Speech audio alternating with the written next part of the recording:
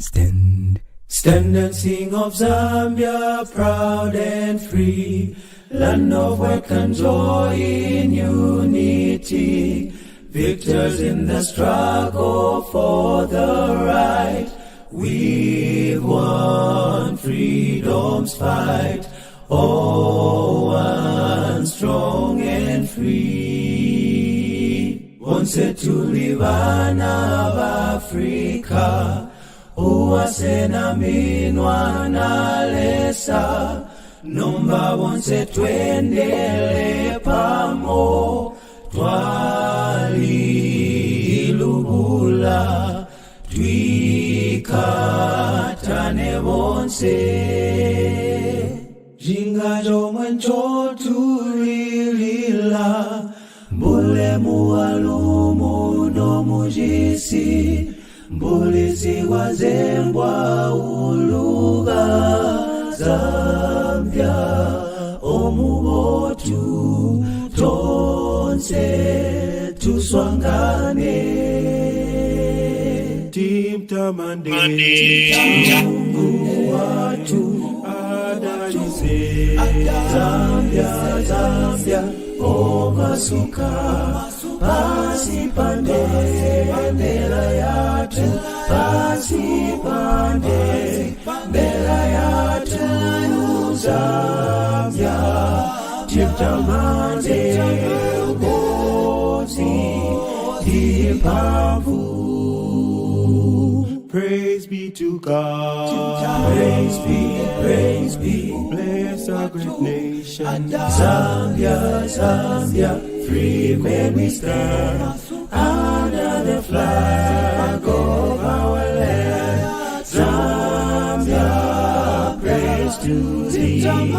Oh, one strong and free.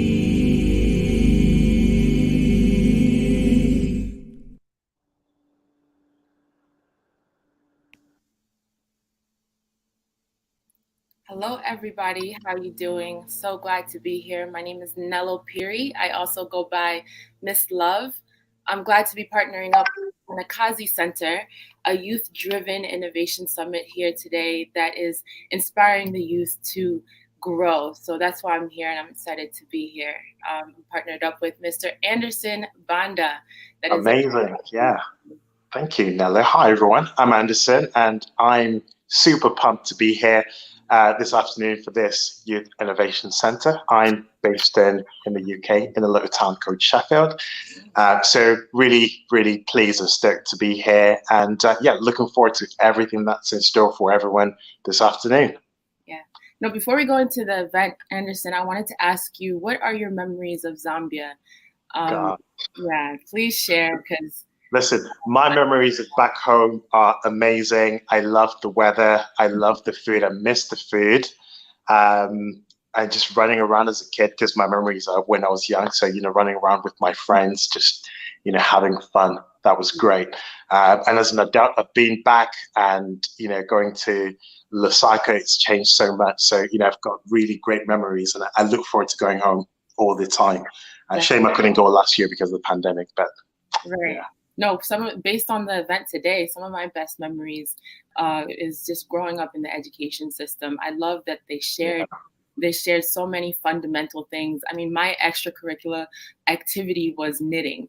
So, I mean, at 4 years old, learning how to knit, you look back at that living in America now, like, wow, 4-year-old learning how to knit, that's huge. So I hope you're continuing that mindset of teaching kids fundamental things at a young age. So I miss it. I can't wait to visit after this whole pandemic. So excited. So if you could just introduce His Excellency, and then we'll just jump into it. And if there's anything you want to share, I'd love to hear. Yeah, absolutely. I mean, I think everybody that's here probably knows what the program is. So, we're here to give an opportunity to some of the young, bright, brilliant minds in Zambia to present their ideas. There's going to be a panel of judges that are going to be pitched to by these young people, and there'll be a prize at the end. But we've also got an amazing lineup of speakers who'll be interviewed by Tanya. So we'll get into all of that. But before then, we've got His Excellency Mr. Emmanuel Mwamba. He's, an amazing leader, somebody who is a strong advocate for the youth, somebody who represents Zambia on the international stage. So without further ado, I'd like to introduce His Excellency. Thank you very much. Thank you. As stated, I'm Emmanuel Mwamba, Zambia's ambassador to Ethiopia. I'm also the permanent representative here at the African Union and also at the United Nations Economic Commission for Africa. So to you, the presenters, wonderful job and for directing this ceremony properly. To the organizers, Anaka's Center for Women and Development and all its partners, to the judges that will be making a determination of the 3 brilliant ideas that we have today. I'm aware that there are 3 teams that have reached the finals. They pitched ideas in agribusiness, in health, and in education. And among these 3 ideas, one will receive a prize. I think the Virtual Youth Innovation Summit and the attempt to restore narrative and hope to our young people is commendable. We have to recognize that ideas can bring resources, can create jobs. And this is, I think, what you are doing today. And I wish to commend the initiative by the organizers to bring hope to our young people. You are aware that, first of all, let me speak broadly. As a country, we seek prosperity. We want to prosper, but we want to prosper beyond financial success. We want our people to be well, our people to succeed. We want our democracy harnessed, strong institutions.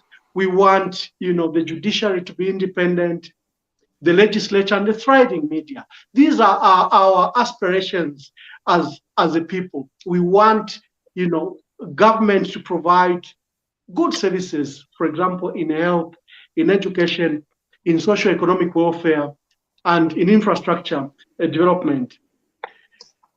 For all this for all of us to succeed, we have to tackle the issue that is preoccupying our country, that is poverty. How do we then tackle the issue of poverty? In the early 70s and 80s, Africa and Zambia was well above Latin America and most of the countries in Asia, India and China. But today, these countries are far above us. And for us in Zambia and in Africa, we've remained steeped in poverty and we have not resolved the issue of extreme poverty. So what do we need to do? First of all, to eliminate poverty, we need to harness our democratic institutions, develop them, have an open economy, that should ensure that our people participate and participate freely, where their property rights are guaranteed and where their ideas can succeed. We need to empower our people that their ideas can thrive. No foreign country can develop our country. We have to develop our own country. We have to develop it ourselves. No one else will do it. So we have to take an inclusive approach where we involve everyone else. Now, coming to the young people, you know that Africa has a young population, including Zambia. They have what is called a youth bulge. So you have a young population that is more than any other age. But the difficulties with that is that you will have high youth unemployment and you have limited opportunities for young people. This is extremely dangerous for any country, and this is what Africa is facing. So how do we turn this youth bulge into what is called a demographic dividend? You are aware that a demographic dividend is that economic growth that comes with a population, more population, people working than that which is not working. So since Africa has a lot of young people who are not working, how do we turn this into a dividend? And this is why we support ideas like what Anakas is doing. Until we invest in young people, they will remain a time bomb for statehoods, for nations, and for peace and security of our countries. So we have to take a deliberate step to invest in young people, their aspirations, promote their innovations and ideas. We have to support job creation mechanisms, promote industries, have special affinity towards agriculture. Agriculture presents the largest opportunity for employment in Zambia and in Africa, but it's not attractive to young people because young people think agriculture is what their grandmother does outside in the sun with a small kambwili.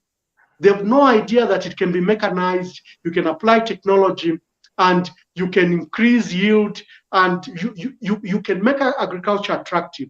This is something we should do. We need to promote, of course, life skills, vocational and crafts, because we recognize that there are few job opportunities. And therefore, we need to give life skills to young people that they can employ themselves and employ others.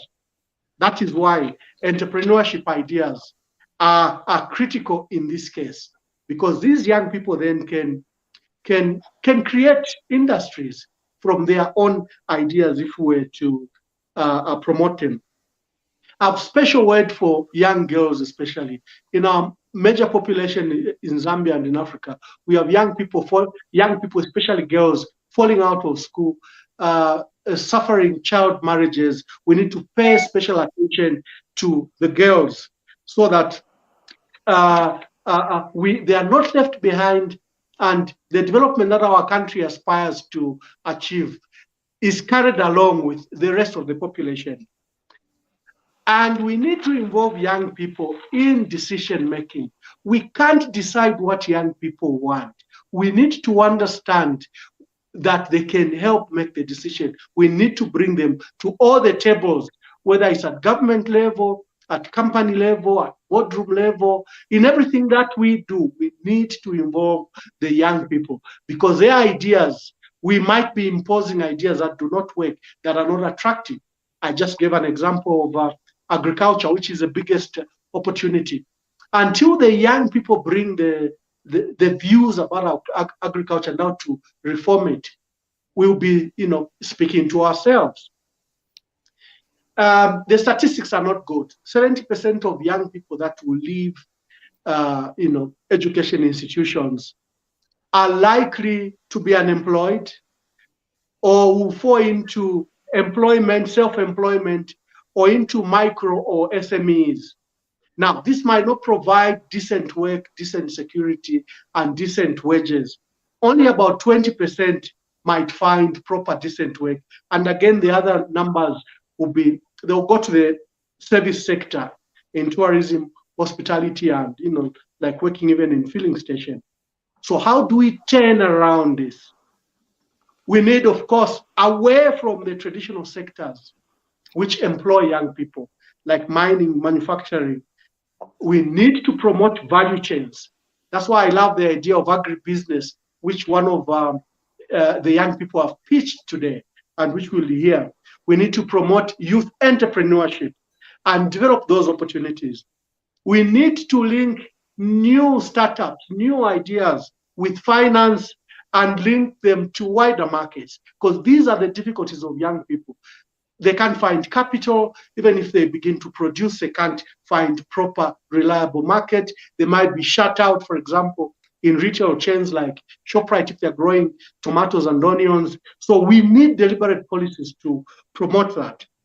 And I've always advocated that our education system needs to be reformed to respond to the structure of our economy. Our economy is highly informal, yet our education system produces graduates who are suited for a formal knowledge economy. So these disparities have to be changed.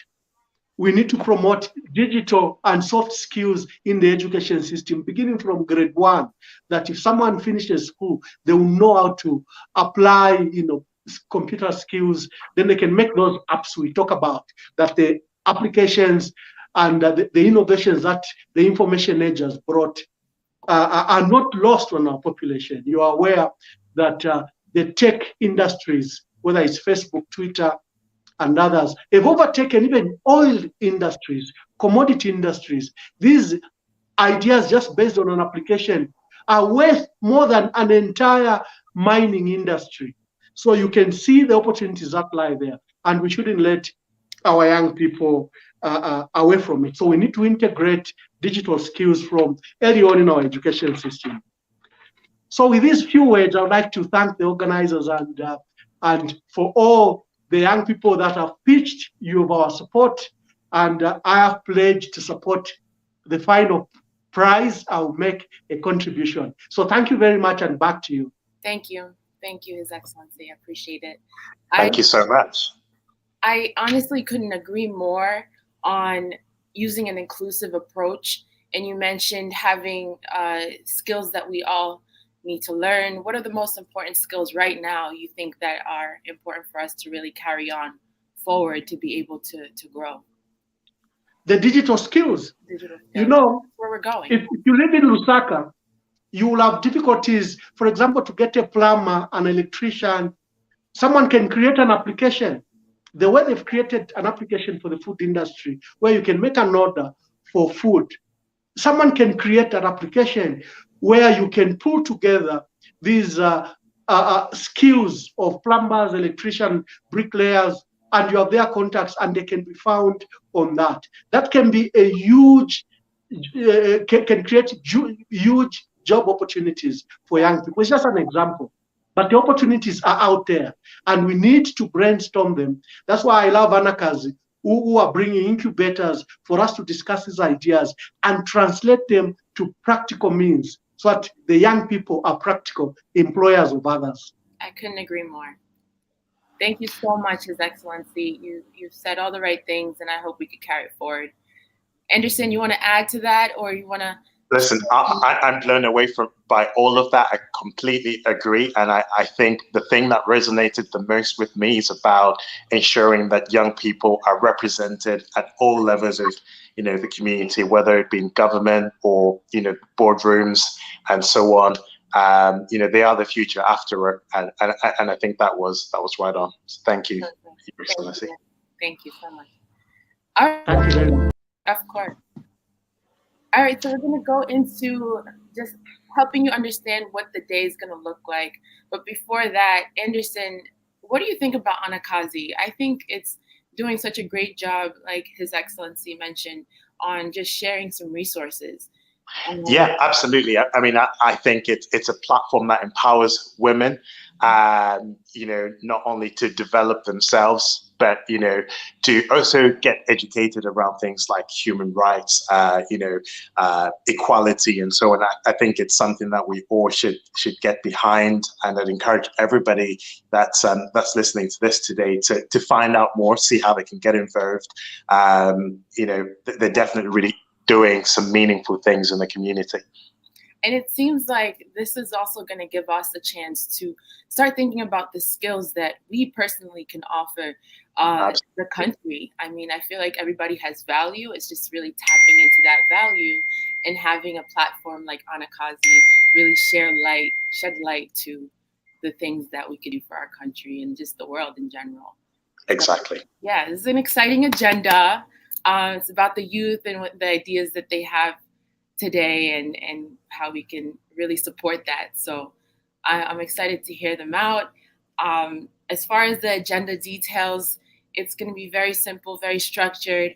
We're going to have a few showings. We're going to have interviews held by Ms. Tanya Fuchs. Indeed.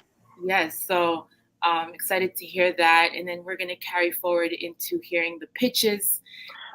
Excited for that. I cannot wait. That's a bit I'm really looking forward to, actually, just hearing all the business ideas. I have my book and pen just to write down some ideas too. So those are watching. Just take out your pens, your paper, so that you could take notes as well.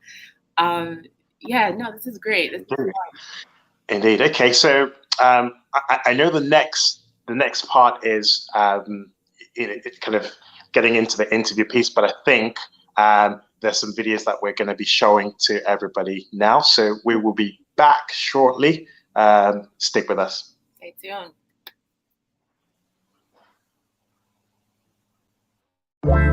Anakazi Center presents The Eagle's Nest, where ideas are born to soar, a youth-driven innovation summit challenging young Zambians to solve local problems. I come from Zambia. My biggest inspiration in life was my late mom, Catherine. This was a woman who lost her parents when she was just still a toddler, but she still made it. Despite not stepping in class at any point in her life, she still made it. She ensured that we always had food on the table, ensured that we never slept on an empty stomach. My brothers and I went to school. Yes, the biggest challenge for me has been bridging the gap between school and doing business, as well as having finances to just expand. Yes, if I were to solve one problem in my community, I would want to end the vast unemployment levels. Yes, how would I do this? I would do this by partnering with secondary schools, primary schools, and ensure that we cultivate a youth that understands to say, if you don't find employment, you can also create your own opportunities by using your talents, your skills. You can do agriculture, do the things that you love, and still make money out of it. If I had money today, we would open an entrepreneurship institute that would be open to everyone, and everyone would be able to develop without leaving anyone behind. My name is Irumva Emma Trifin. I am from Lusaka, Zambia. My greatest inspiration are people, prominent and non-prominent alike, that have been faced with great challenges in life and had every logical reason to give up, but they did not. I am inspired by such people because they teach you that you ought always to fight, because obstacles in life are inevitable. The current challenge that I'm faced with right now as a youth of my community is a lack of resources to be able to solve some of the challenges that I see in my community. One of these challenges is a lack of talent identification and talent development, coupled with a lack of career guidance. These coupled together would help young people make wise career choices and would benefit the nation. Hey everyone, my name is Isaac Tukango Zulu. I'm from Zambia. My biggest inspiration right now is actually seeing all the youths in the world stepping up, trying to solve some of the problems, especially in my country. If I could solve one problem, it would be our dependency on hydro energy. And how I would solve this problem is actually by coming up with smart solar energy, which will provide to our communities, the small-scale industries which are coming up and which already exist. My biggest challenge right now is trying to educate our community, our people, about the impact of climate change on hydro energy production. This is Susan Zulu Shawa from Lusaka, Zambia. Who's my greatest inspiration? My greatest inspiration is any woman out there who's able to achieve their goals against the odds. Starting from that CEO in a multi-million-dollar company to just that woman on the street selling fritters. Secondly, what is the greatest challenge I'm facing at the moment? The greatest challenge I'm facing at the moment is that there's a lot of wealth of information out there and women and the youth are not able to access it. How would I solve that challenge? I would actually provide access to information and the great opportunities, be it in the scholarship opportunities out there, women entrepreneurship programs, agriculture sector programs, and fashion programs. Thank you. Hi, how are you doing? My name is Wisdom Songole. My greatest inspiration is my parents because they believed in me so much. What problem am I currently facing? Well, I guess it's the transition from university, society, and trying to bring creative ideas to life. My community, however, faces bigger challenge. Drug abuse,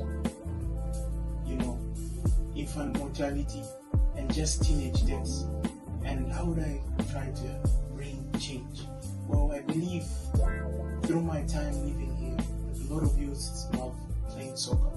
And I would love to bring forth grassroots programs and outreach programs that will bring them together and help them stop these vices. Thank you. 3 teams, 3 ideas, 1 prize fund. Who will take home the biggest prize? Team Agribusiness, Team Health and Education, or Team Climate Change? Join us for the final round, live on Facebook at Anakazi.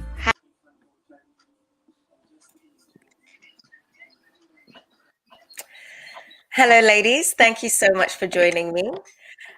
Great to have you on here. Give me 2 seconds. I just need to make a request. Do we have some names for the visitors on here, please? Thank you so much. So welcome to this next session. I'm absolutely honored to be hosting today. Whether all of you attend watching us, whether you're in the room with us or whether you're joining us from around the world, we're really glad that you're here. Before we get started, I just wanted to take a quick moment to acknowledge the ambassador. Thank you for being such a wonderful advocate for our Zambian youth. My name is Tanya Fuchs, and I'm here to facilitate a discussion that I hope will be thought-provoking, eye-opening, and inspiring to the viewers here. Joining me, I have Ella Mbewe and Elizabeth Sianga. Ladies, thank you for coming on. How are you? Thank you for having us. Good, thank you. Awesome.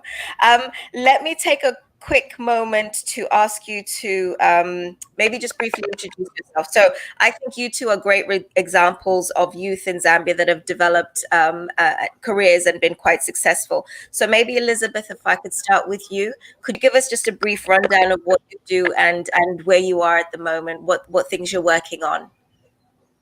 Okay, thank you so much for having me. My names are Elizabeth Manda Sianga, and I'm the founder of Agro Queens Trading. So basically, Agro Queens Trading is into small livestock production such as village chickens, fish, as well as cash crops such as soya, sunflower. We also conduct online trainings for those who want to start farming, as well as consultancy services for those who are interested into going into farming. So those are basically the main activities that I'm doing right now. And I have a team of women and youth who've been helping me have my business run and just achieve the different goals that I have. Thank you. Elizabeth, great, thank you. Can you give me just a little bit more about your history? Because you and I had a chat about where, how you ended up doing what you're doing. And I think that's really interesting. So how did you end up in farming and how has that process evolved for you? So basically how I got into farming is I grew up on a family farm, but it was that thing where I'd come to the farm on holiday. And then in my 10th grade, we went to a school trip to Zambia. And from that day, my mind opened to the opportunities in agriculture. And that's when I just told myself, I'm going to pursue agriculture as a professional course. So I did my Bachelor's of Science in Agriculture. And immediately after I completed school, I decided to create opportunities for myself in the agricultural sector. Taking the opportunity to use what was around me to develop my skills and my business. And so when COVID-19 hit, there was a certain crop I was growing. The place I used to take it stopped operating. So what happened was I had to stop my operations because it was the only place I could take my vegetables to. So I decided to start online trainings. I said, okay, you know what? I have a skill, and my skill is agriculture. Let me share my skill with people during the COVID-19. And before I knew it, I trained over 780 people in the space of 4 months. So I saw that I use my skills to generate another form of income, which has also helped me grow into other businesses. And that's how I even started fish farming and village chickens.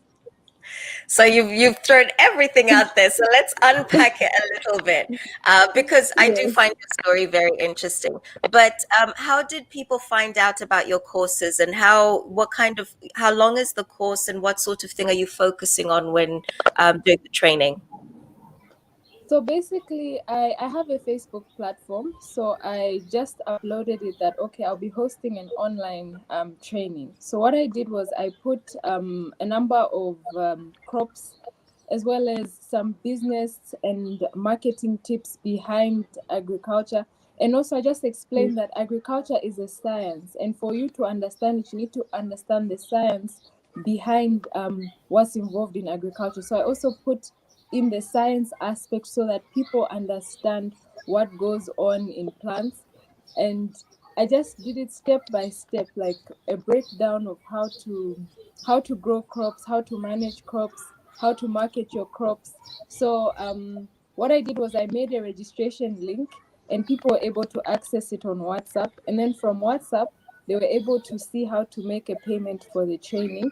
And immediately they made a payment, they were added into the training group. So I split them into groups of 20 so that people can easily like understand information instead of having like 200 people in one group. And so I had different groups. And so that's basically how I went about the online trainings. Fantastic. So what you've said dovetails quite nicely into Ella's story. So Ella, you're coming at this with a technology aspect, similar to what Elizabeth did. Could you just give me a little bit of background and get us to a place where we know where you are now, how you've got to where you are today? All right, thanks. So I'm Ella Bewe Maimbo. I started out as an accountant student, but then fell in love with computers and decided to go with computer science. I'm currently an IT specialist in the banking sector. And at the age of 22, I think I co-founded an organization called Asikana Network. So Asikana Network basically deals with young ladies, young girls, and women in ICTs. So we focus mainly on mentorship, trainings, and placements. So these trainings involve anything from basic computer training all the way to web development and just becoming an app developer. Because we believe when we teach girls how to code, that will then add on to their skills in logical thinking and critical thinking, and helps them come up with brilliant ideas like the ones we're about to hear today in agriculture, education, and also engineering and mathematics. What we do at Asikana Network is we conduct trainings. Most of them are tailor-made to what the individuals want to learn. But in line with entrepreneurs, we do trainings with Facebook. We have an Easywell platform where we did a partnership with Facebook to teach young people from safe use of internet to how to use internet to Facebook specifically to market products. So for entrepreneurs, we usually like to have classes with them to talk about what platform best suits what they're venturing into. So we'll talk from how do you then, like Elizabeth, how do you then know that your target market is on Facebook? That comes in to see which target market you have, and we'll be able to guide you through to say, okay, here you use social media, you use Facebook, you use Instagram, you use Twitter to market your products, and then how to market them. And then when you reach a very big, when you expand, when you grow in your business, we then help you how to now navigate these technologies that you've adopted to use in your business, and how to then expand further to other platforms that you're not on. For example, if you start with only Facebook, how then do you move to having a website? How do you then start running your business off website? How do you connect APIs and such kind of things? Yes. Okay. So that's obviously the type of service that you're offering. But how were the Asikanas in young people or young ladies? Yes. People. Okay. Young people.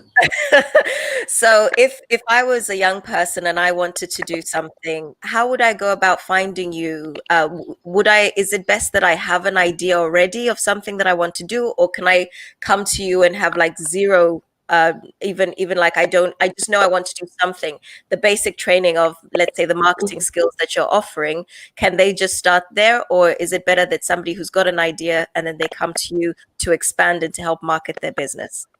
Okay, so considering what the co-founders went through to break ground in what we're doing, we go with zero experience, because we know not everyone will have privilege of getting a proper education to an extent of having maybe a degree in computer science. So we start from very basic, zero experience. We teach you from how to switch on a computer to how to connect to the internet, to how to use word processors and all the fun stuff that's on the internet.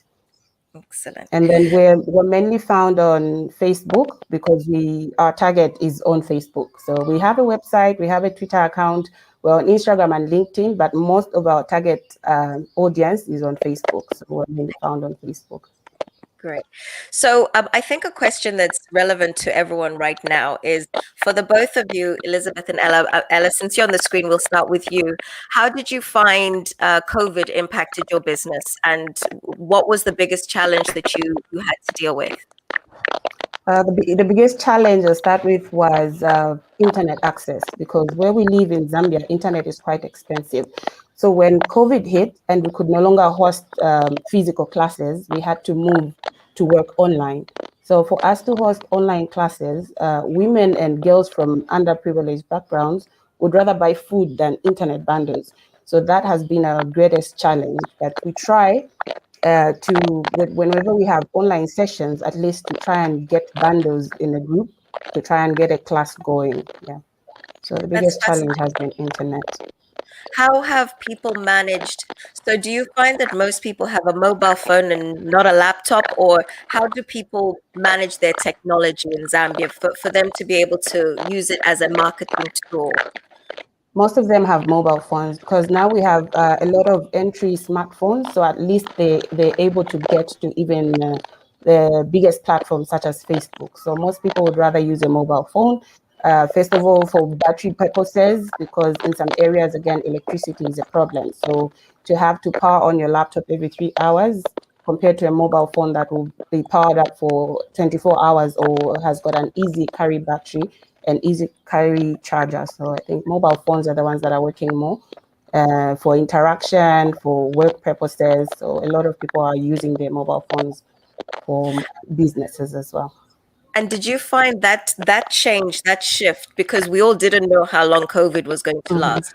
How did you feel? How were people responsive? How quickly did people start to go online in terms of using your service? Did it take a while, or were people quite quick to say that's an easy transition for us to make? I think it's still a transition that's ongoing because some people still haven't fully transitioned as they believe in their physical meetings, which have been on hold for a past year now. So I think now is the time they're beginning to realize that actually things have to move to go online. And with the lessons from Masikala Network, at least they're able to now understand the basics of the skills that they've acquired through the trainings. Yeah, so it's now beginning to move more towards online, and offline is now being seen as we have to keep social distancing and keep safe in COVID times. For sure. And Elizabeth, going back to you with the COVID question, how did COVID impact? Well, obviously, I know you said about going online, but how did it impact your business that you were doing?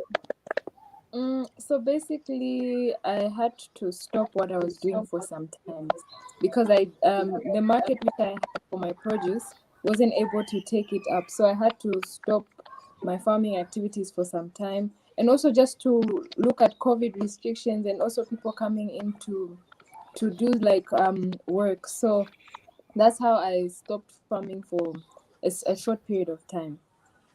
And so where are you now? How are you finding? Are you able to make alternative arrangements to be able to push your business forward again? Or do you feel like the transition to the training is probably working really well and that's where your focus is? Since I started the fish farming, this is when I'm now harvesting. So I started last year in August.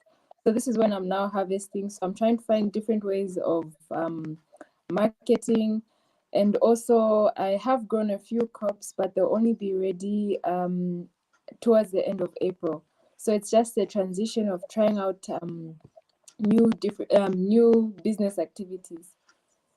So the trainings is not something which I would say I would do like long term, because like how every business is, it has its peak. So even now I'm currently like registering for people to do a training, and the enrollments have gone down from the time we started. Interesting.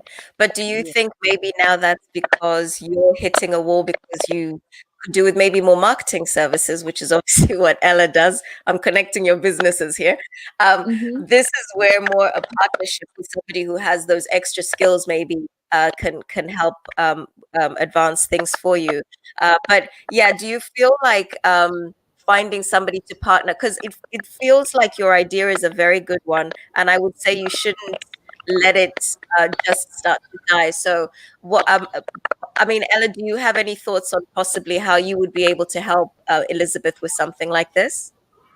Yes, sure. She can actually package her classes, as in pre-recorded classes, and then sell them to either Udemy or any other online platform to sell them as a full course. Or we can start with WhatsApp. You can have pre-recorded classes and have a link to WhatsApp for only people who've paid up. And then there's obviously some security that you can do to ensure that those videos are then not shared or not replicated in any way. Yeah, so there is opportunity. Yes. That's a really good point you made about Udemy. But for yourself, if you are going to do some help to a business, would you ever actually, let's say, partner up with Elizabeth so that the platform services are yours, but then the services that they're delivering are managed by her, for example? Would that be something that you consider, or do you literally just say, we're helping you get set up and running, or moving you forward, and you leave people to move on like that? No, we can actually go with her and move with her into a point where we're both comfortable with parting ways. But for starting, we would actually work with her till the point when she's comfortable enough to say, I can run this on my own, or we need more expertise other than what both of us have. Yeah. Okay. Excellent. So I have one final question for you guys.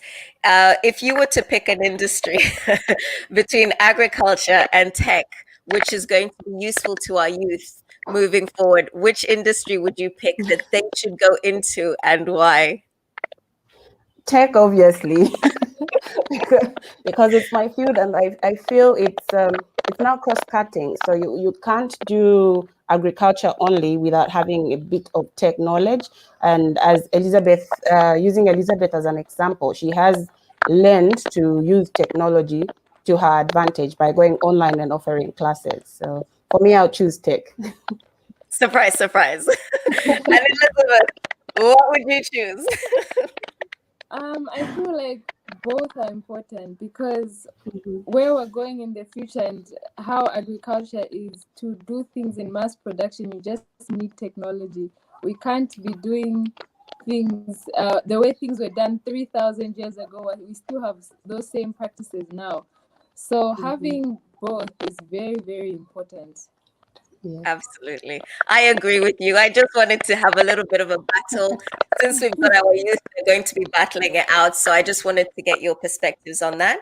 But that was very interesting. Thank you so much for your time today, ladies. Ella, Elizabeth, thank you for joining us. Anderson, Miss Love, back to you.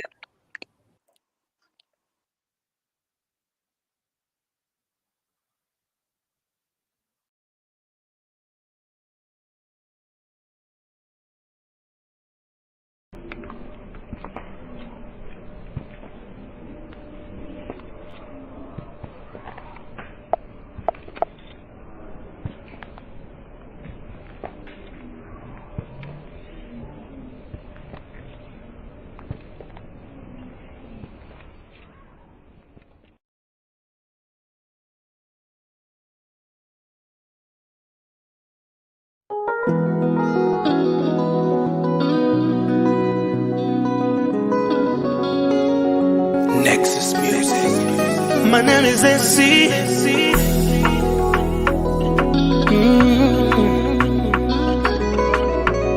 Oh, busy on it. Awena kangiwa kukukonda mutima wakana kuseguka ndava wa yesa kunilangiza chikundi. And now I feel so guilty that I still can't love you back.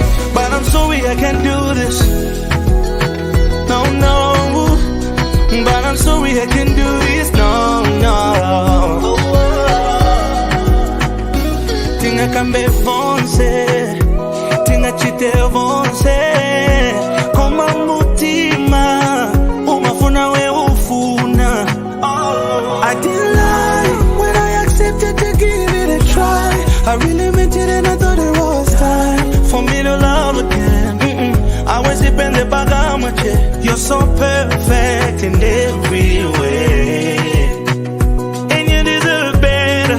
Wamuna wameneaza kukonda, but ine awena kangiwa kukukonda, mutima wakana kuseguka, ndaba wa yesa kunilangiza chikundi, and now I feel so guilty that I still can't love you back. But I'm sorry I can't do this. No, but I'm sorry I can't do this. No. Sorry. There's nothing of you I can ask that you can't give me. You show me love and you always give me attention. All your affection, stuff I can't mention. Plus you've been patient, girl, you're so amazing. I'm not saying I hate you, I'm not saying I love you. Maybe it's a fusion of the two and I'm just stuck in the middle. I can't keep lying to you, you don't deserve it. You've been too good to me, I don't deserve you. You've tried so hard and I appreciate you. But if I can't love back, then I need to release you, need to protect you from a major heartbreaker. Cause deep down I know this one word, don't wanna lie to you. You're not a gold digger, you're a go-getter, so you deserve better. I know the time was tough, and that's exactly what I'll be if you keep holding on. So it's better you just let go and move on.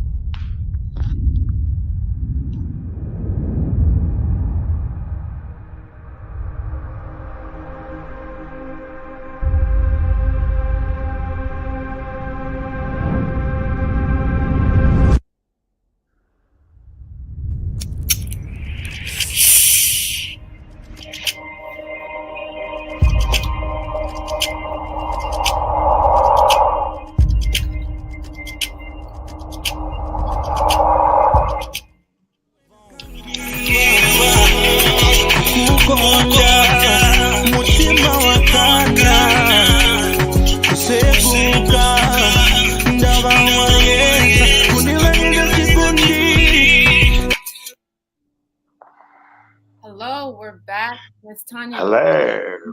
Welcome back, everybody. Welcome back. We're thank you. Questions, Miss Elizabeth, Ella, do all the best. With farming education, Elizabeth, your mentorship for IT, Miss Ella.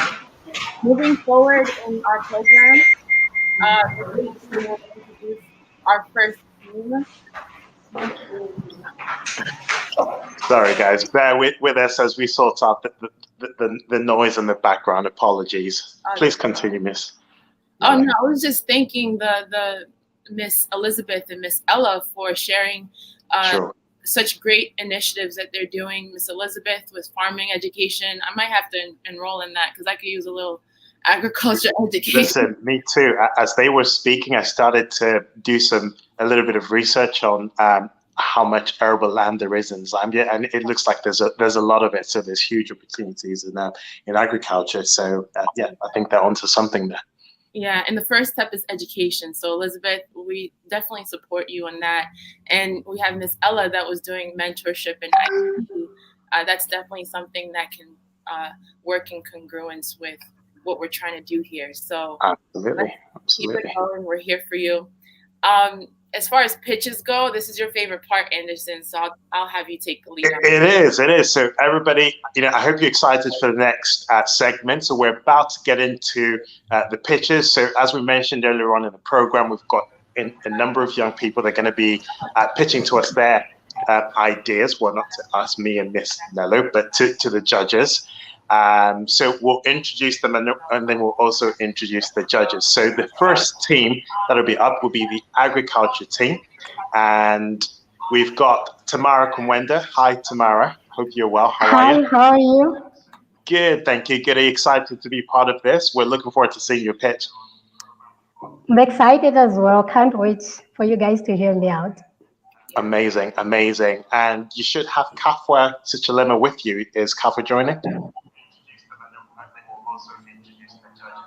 Yes, he will be joining us. Amazing. So bear with us, I guess, whilst we're trying to get the judges in so we can introduce them. And then we'll have the climate change group and then the education group after that. So hopefully the judges are ready so we can bring them on so you guys can meet them before you actually start pitching to them. Tamara, we have someone that just joined us here. Amazing. Okay, I think that's we've got Dr. Sheila. Thank you for joining us, Dr. Sheila. Hope you're well. And we have, if I can read the name properly, Chinga Musonda. Thank you for joining us as well this afternoon. And we should have a few more judges. We have Constance joining us and Rolf Shenton as well. As we're here, though, I'd like to know, judges, please give us a few notes on what you're looking for so Miss Tamara here can go ahead and start thinking of how she could impress you with her ideas. I can't hear you. And if there's any background noise by anyone, just muting it a little bit, and if it's okay, I think Tamara's muted herself, so it's fine. Tamara, you might want to turn off whatever's in the background because we can hear it too. Okay, much better. Okay, I guess we've got some of the judges on. Dr. Sheila, thank you for joining us. Ms. Chinga Musonda, would you like to introduce yourselves to the contestants and maybe talk a little bit about what you've been looking from them this afternoon? Okay, hi, thank you so much for having me on the show on this event. It's really exciting for me to see these young people and to have had a glimpse of these three ideas in these critical sectors for development on the continent. So I trained as a scientist actually and worked, I'm a biochemist, and so have an interest in anything to do with agriculture, particularly climate change. I also work with international agencies, UN Environment, UNP, etc. And I've been on a judge on many innovation awards over the last 10, 15 years. The last one I did a few months ago was for the Guangzhou Urban Innovation Awards. But it's really exciting to see African innovators, young African innovators with such dynamic, ambitious ideas, and also Zambian innovators, because people rarely hear much about innovation from Zambia. So very excited to be here and looking forward to the pitches. Thank you so much. Thank you, Dr. Sheila. And we have Ms. Chinga. Can you share anything that you'd like to see from these young people and what they share? I hope you can hear me.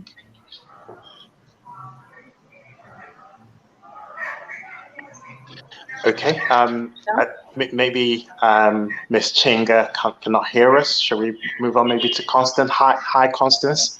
Hope you're well. Hi, everybody. Yes, I'm well. I'm glad to be here. Thank you for joining us. So we're about to get into the pitches. Is there anything that you'd like to say to the contestants in terms of what you're looking for from them? Now, I'm really excited. I've read the pitch decks. I am a huge entrepreneur myself. I love business. And so I'm into innovation and love agriculture, healthcare. So I'm just excited to see what they have for us. Amazing. Amazing. Thank you. Back to you, Miss Nelly. What's next? I know Miss Chinga was going to share. I know you were on mute first, so I'm glad you figured that out. Yeah, share with us what you think you're looking for and what you hope to see by the presenters. Yes, so I'm really excited to be here. So this is the first time that I'm participating in this event. In terms of what I'm looking for, I'm really looking just to hear their passion come through in what they're presenting, and also really how they can show examples of how they can apply the idea very practically. So I think sometimes we can think about big investments that we need, but I also want to see those, like starting small and giving examples of how they can do that. Sure. So that makes sense. Ms. Tamara, does that help you, know how you want to go about your presentation? Yes, it does. The information that has been provided actually gives me a go ahead of what the judges expect from me, and I'll deliver my best. Yes, I'm sure you will. Amazing. Great. I think we'll probably get into the pitch in a second. We're just waiting for Kafwa to join us, and then we'll get in. I know we've got Ralph on the call as well. Ralph, is there anything that you'd like to say if you're there, in terms of what you're looking for from the contestants?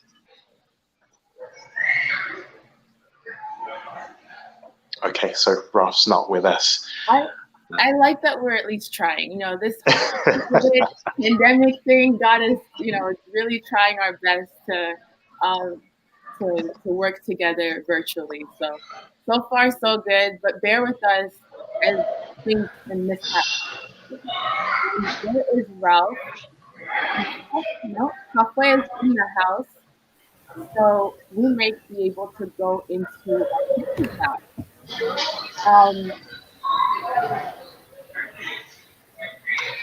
Okay, so I can see Ross joined us. I'm sorry, Kafwa's joined us. Kafwa, welcome. I hope you're well and excited to present to the judges this afternoon on your business ideas. So you both have 15 minutes. We're all looking forward to hearing what you've got to say. Make sure that you get it all out to them. And yeah, over to you.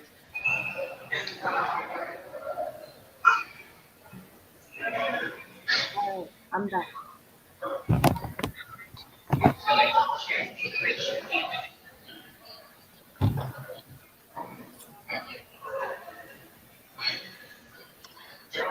So, Tamara and Kafwa, would you like to go ahead with your agriculture pitch? Yes, we're ready. You can go ahead. Thank you.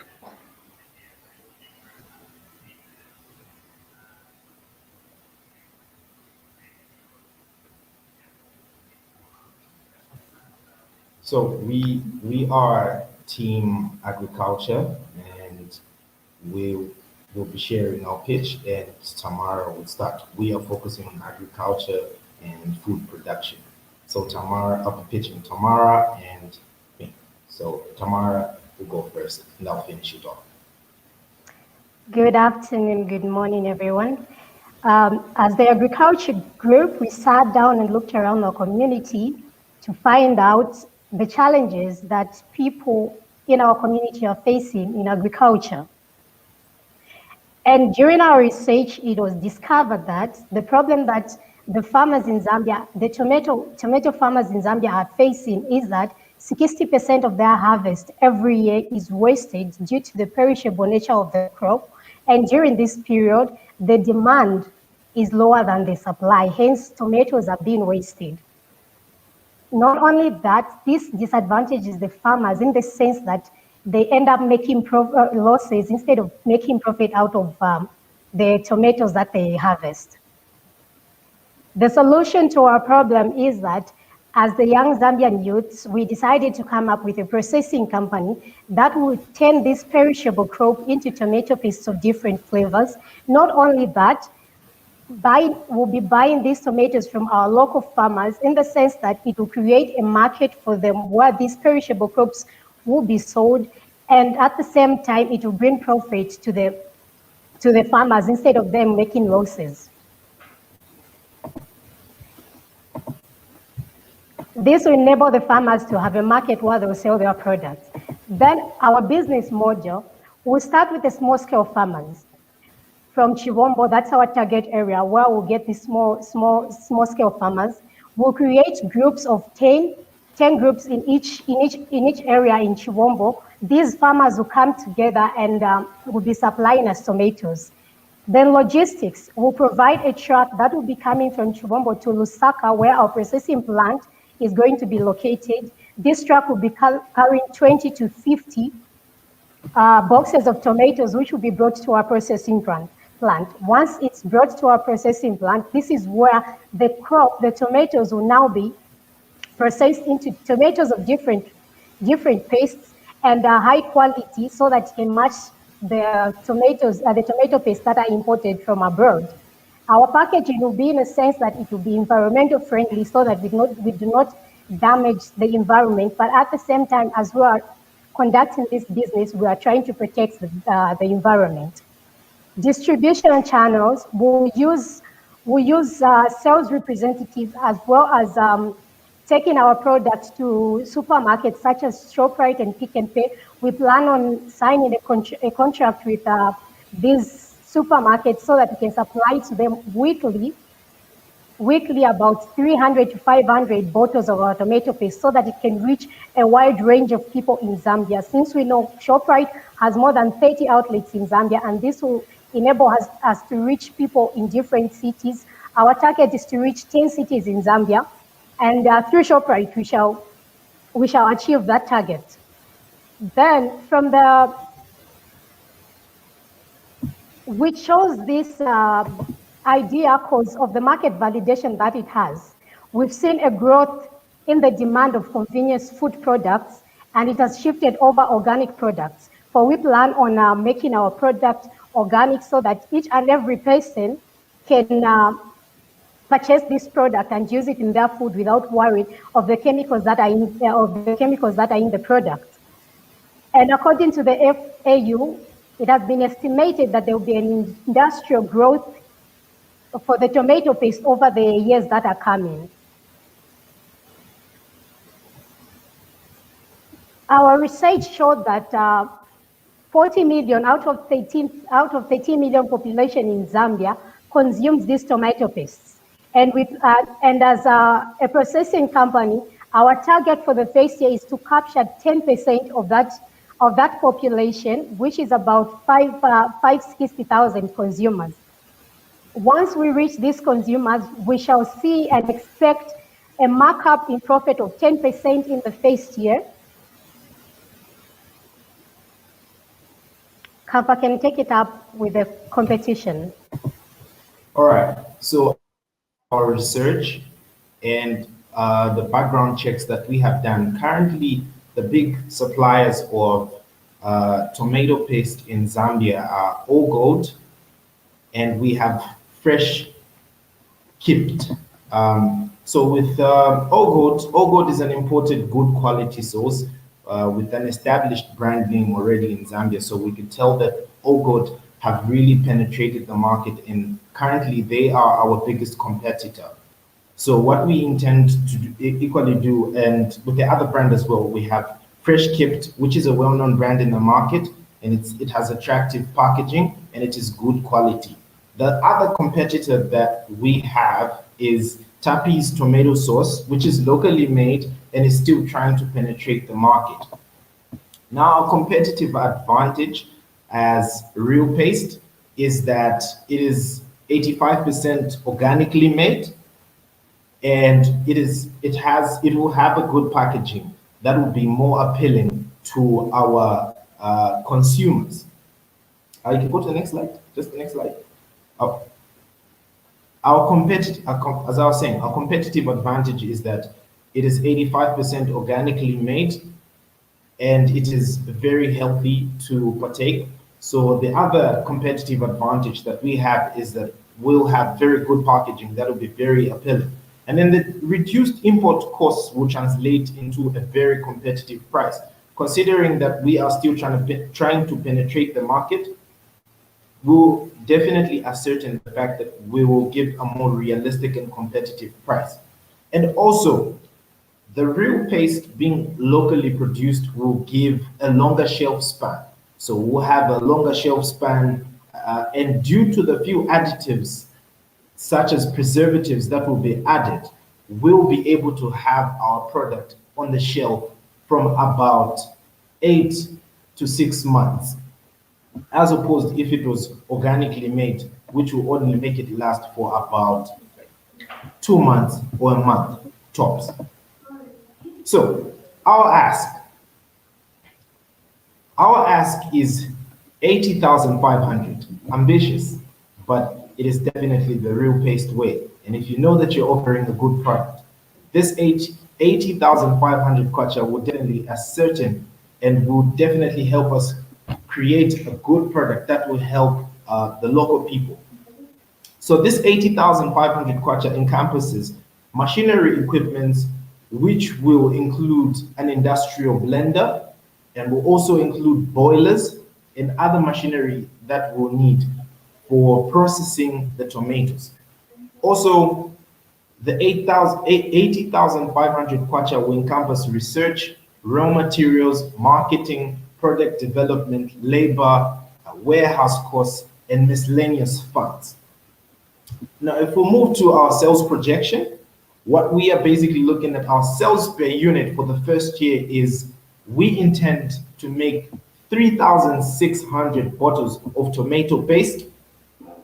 And as explained in the business model, our price will be 15 kwacha for the first year, which is because we are trying to penetrate the market with a low price penetration strategy so we can attract many more people and also try to gain entrance into a very monopolized market. So we'll sell our tomato paste for 15 kwacha, and our total revenue at the end of the first year is 54,000 kwacha. By second year, we'll scale up to 4,800 sales, and we intend on making 72,000, putting our financial growth at 20%. Then in the fifth year, we intend on scaling up and penetrating the market to a point where we can produce 7,800 and sell 7,800 bottles as well at a price of 20 kwacha, considering we would have gained ground of the market and would be able to gain access into that heavily monopolized market. And our total revenue would be 156,000 kwacha, with the financial growth being at 85%. Our growth strategy is low prices for the same value, if not better. What we intend to give in a small bottle, is something that you can acquire for a very low price, but still maintain the same quality, and the value for money is definitely guaranteed. How else do we intend to grow? We intend to grow through social media advertisement and campaigns. You can all agree with me to say this is a digital space, this is a digital world we're in. And it's arguably one of the times that social media has come to light, and we definitely have to push the social media agenda. And what a good place to advertise your product. So we intend on having a lot of social media campaigns that would help spread word of our product. And also thirdly, we also intend on using organic leads, which would be in form of success stories based off our clients that have used our real paste, and they are able to testify of how good it is, but still being able to, how they've still been able to acquire it for a very low price. And we also, lastly, amongst our growth strategy is we intend on using networking. We'll network with as many people as we can and interact. And at the center of our networking is we are trying to foster co-opetition instead of competition. So we move on to our team. Under our team consists of agriculture experts, business administration students, development experts, and finally practicing marketers. So we have a skill set, a wide skill set, and we are definitely ready to penetrate the market with our real paste. Thank you very much for your attention. Any questions?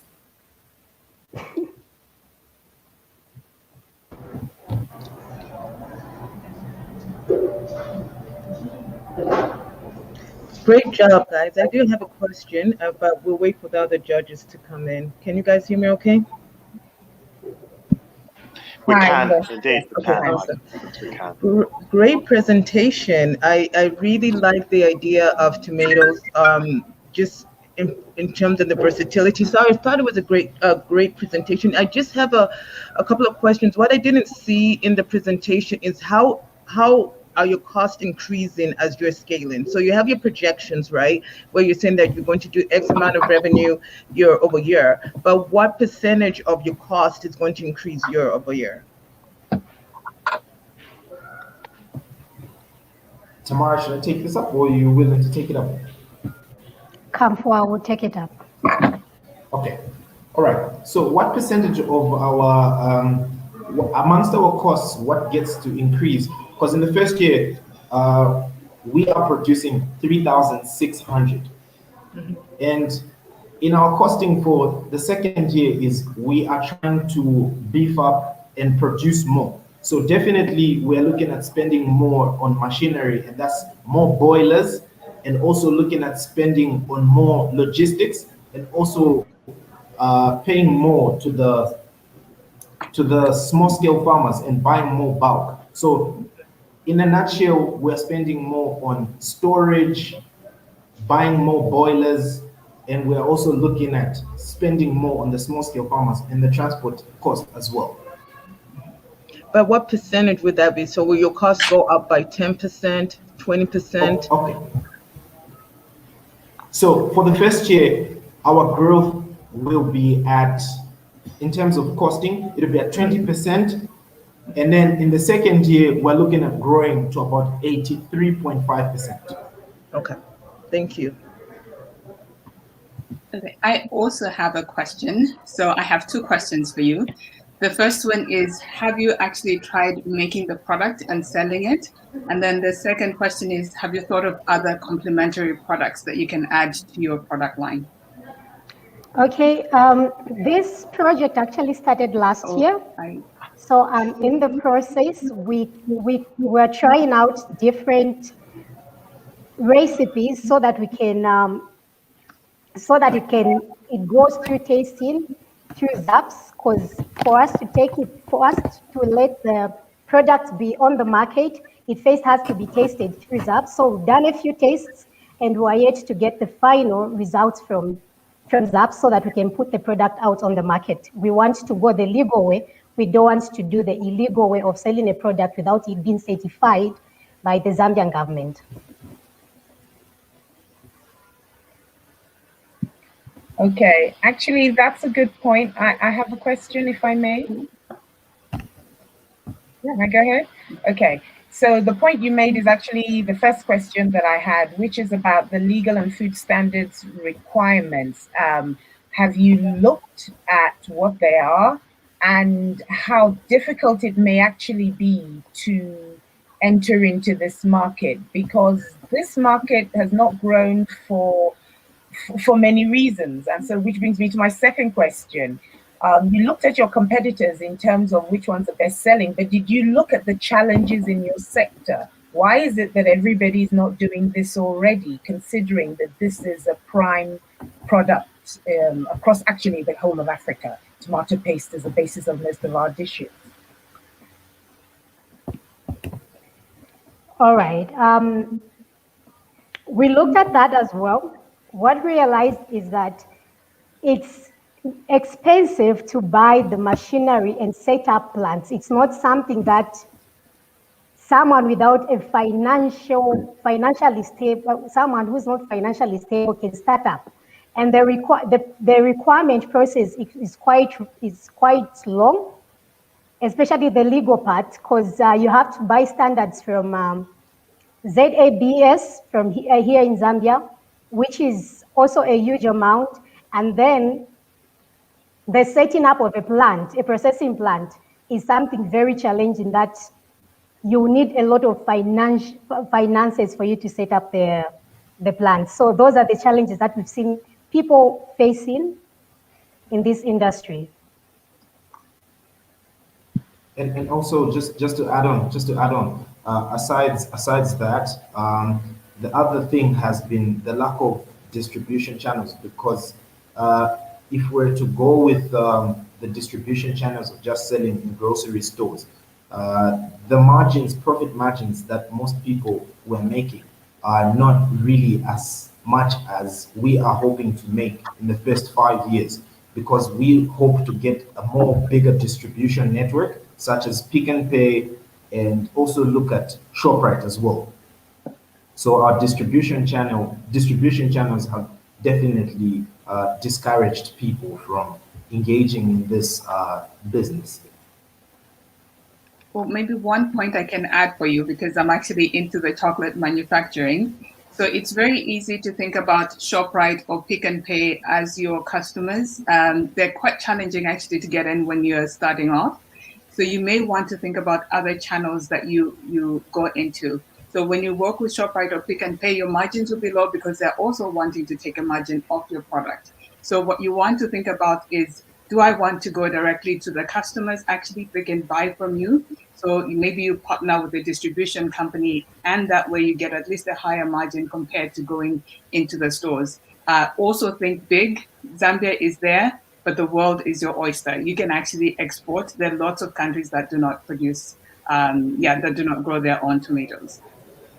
And and to that point, in the United States, there's a law called AGOA, right? And AGOA it allows African farmers to bring their goods and services to the United States duty-free. And what is big in the United States are things like sun-dried tomatoes, right? And so I think that both of the ladies are asked about that. So it's a diversification. In business, it's really important not to only have one stream of income. So the paste is a great idea, but what are some additional products that you can make, like sun-dried tomatoes, that can be exported and have a higher shelf life, right? So just to think about what are some of the other products you can add to your pipeline without incurring additional costs. Yes. Okay. I just one small thing to add. Don't be afraid to start small. That's what I want to say. Much as you have a big ambition, don't be afraid to start small.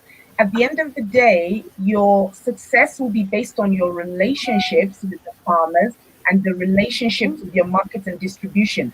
And relationships take time to build. It takes time to be able to negotiate prices, all of that. So those are things that you can do on a small scale and then scale up, and that will underpin the success of your business. So don't focus too much on the machinery and the bulk. Focus on the relationship that underpins your value chain. Yeah, maybe I can add to that as well, because I asked the question about basically how, have you produced something yet? Tamara, for some reason, I can't hear you. But I was actually able to go on YouTube and see how you can actually start producing. So think about, without even having the machinery, you can actually start producing right now. That's how we started our chocolate company, with very small equipment. Right. Oh, Dr. Amsonda. Oh. No, Tamara, thank you, judges. Thank you guys for such a great presentation. Obviously, you did a great job with their perspectives and comments. I hope you could take it with you in the long run. We are moving forward in our agenda. I love that you got such great advice on what you could do with your idea. Moving forward, we have climate change that will present on how we could do better with our climate in Zambia. So, Anderson, would you like to introduce who's coming into for that presentation? Yes, I think we'll probably take a short break, but we definitely can introduce the climate change group. So that will be Susan Zulu and Gladys Mwamba. So definitely looking forward to those guys pitching their ideas, and I hope they've taken some pointers from some of the questions that the judges have been asking, so that they're ready for those in their pitch. But if you give us a couple of minutes, we'll take a short break, and then we'll be back straight into the next pitch. Thank you.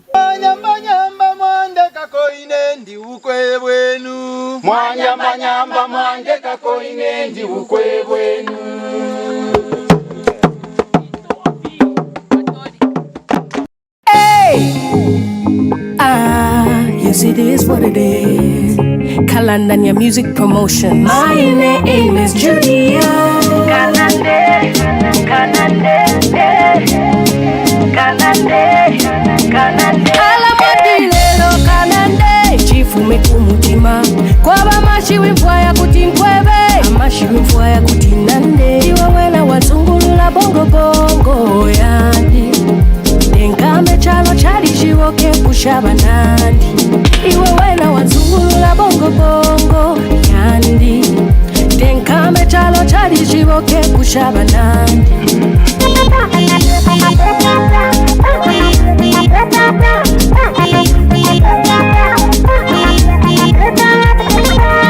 Niziba kuti sometimes umanidauta sumaigwila so umati kapena ningakugaukemo palibe chifukwa you and me tinakoma kona loko you and me hello mani college koma kulibe pontawu yeneni naganiza poku kulongeza kulonga chikondi kuyenda visile loko iwe unikoneshe vikaliko still going strong diwe weko mapoles umaya boles mapipi matepa ala mwadilelo kanande chifume kumutima kwaba mashiwi mfwa ya kuti nkwebe amashiwi mfwa ya kuti nande iwe wena wazungulula bongo bongo yandi denkame chalo chali shiwoke pusha banandi iwe wena wazungulula bongo bongo yandi denkame chalo chali shiwoke pusha banandi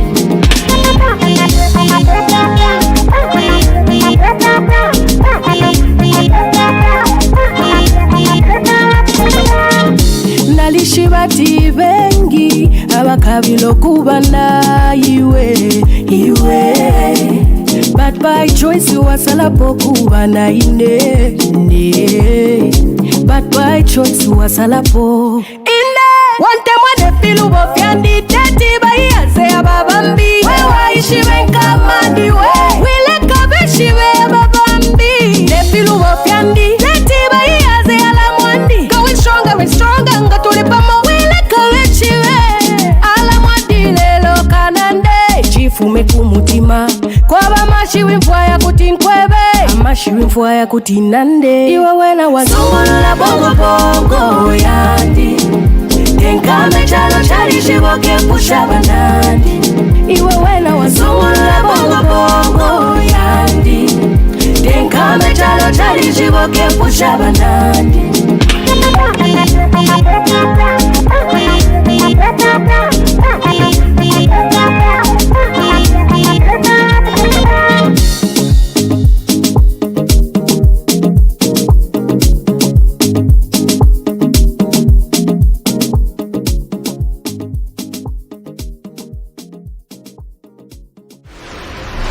Keep chronic.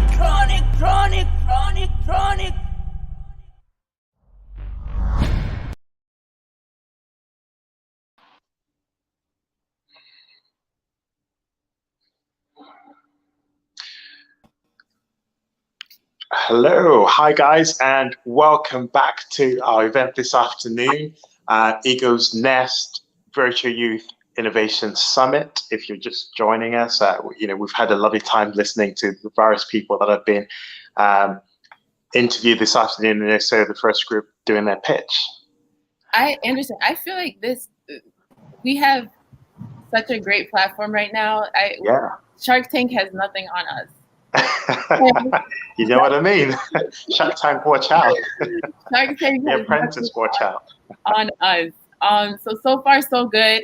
Next up, we have Climate Change Group, Miss Susan Zulu and Gladys Mwamba that will be presenting. So, Miss Susan, is there anything you'd like to share before you start? Well, I'm excited and honored to be given a platform to share our ideas and hearing ideas from the youth like Tamara, who's also a colleague here, pitch her ideas. We work together, but we're competing for the prize. So may the best person win. Indeed, that is true. Yeah. It all ties in anyway, but we like to just hear your perspective on what we could do on climate change. So take it away with your presentation. Is Miss Gladys involved? Is she here? She's supposed to be here. She's supposed to be here, yes. From climate change, I would say it's a very validated market at the moment in Zambia because it's an untapped market. We have a lot of plastic waste, especially in the city of Lusaka. So we look forward to sharing our innovative ideas on how we can tackle a problem and create wealth out of that problem. Amazing. That's the best way to do it, right? Solve a problem and also, make some money, hire some people, provide employment to other Zambians. It's the perfect combination there. Definitely. And before you get into it, actually, what what attracted you to climate change? Is there something that you've experienced that made you feel like this is what I need to tackle?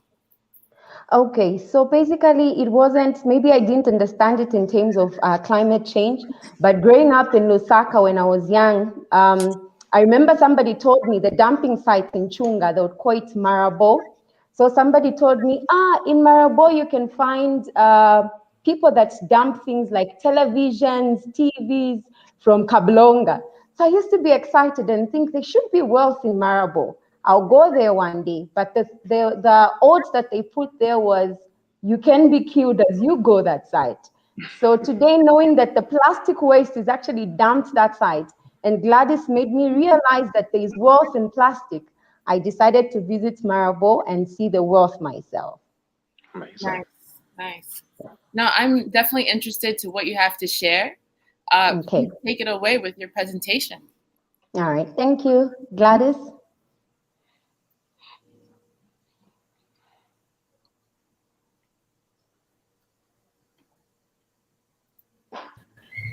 Hello. Hello.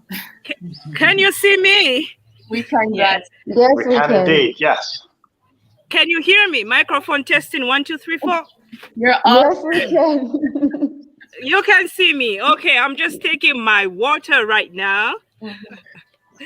All right. My name is Gladys Mwamba, and I'm presenting the climate change in Zambia. And you can see, as I was taking the water, the plastic bottle is our new innovative business that we are here to advocate for. Before I start my pitch, I just want you to look around me and see the passion to fight for my planet, to fight for our earth. So we came together as the youth of Zambia. We want to teach each and everyone that this plastic that you normally discard in the environment is of great value and can generate revenue. Lusaka itself is producing 16,000 tons of plastic waste, all going in the environment. What do? Yes, we appreciate the government efforts through the Lusaka Council that they do take the plastic to the landfills, but we want to prevent plastic landing in landfills because we want to reduce carbon emissions. We know that carbon emissions are in the environment is going to lead global warming. And when it leads to global warming, it creates climate change. And when climate change is there, we know that our biodiversity is damaged. Life in water is gone. Life on land is gone. And we are human beings who live on land. So what do? It is our responsibility. And that's why we came in as an innovation. We came with a human business-centered model. We have 3 objectives. The first objective is that we want to build resilience to climate change by building bulk collection centers like this one you see behind.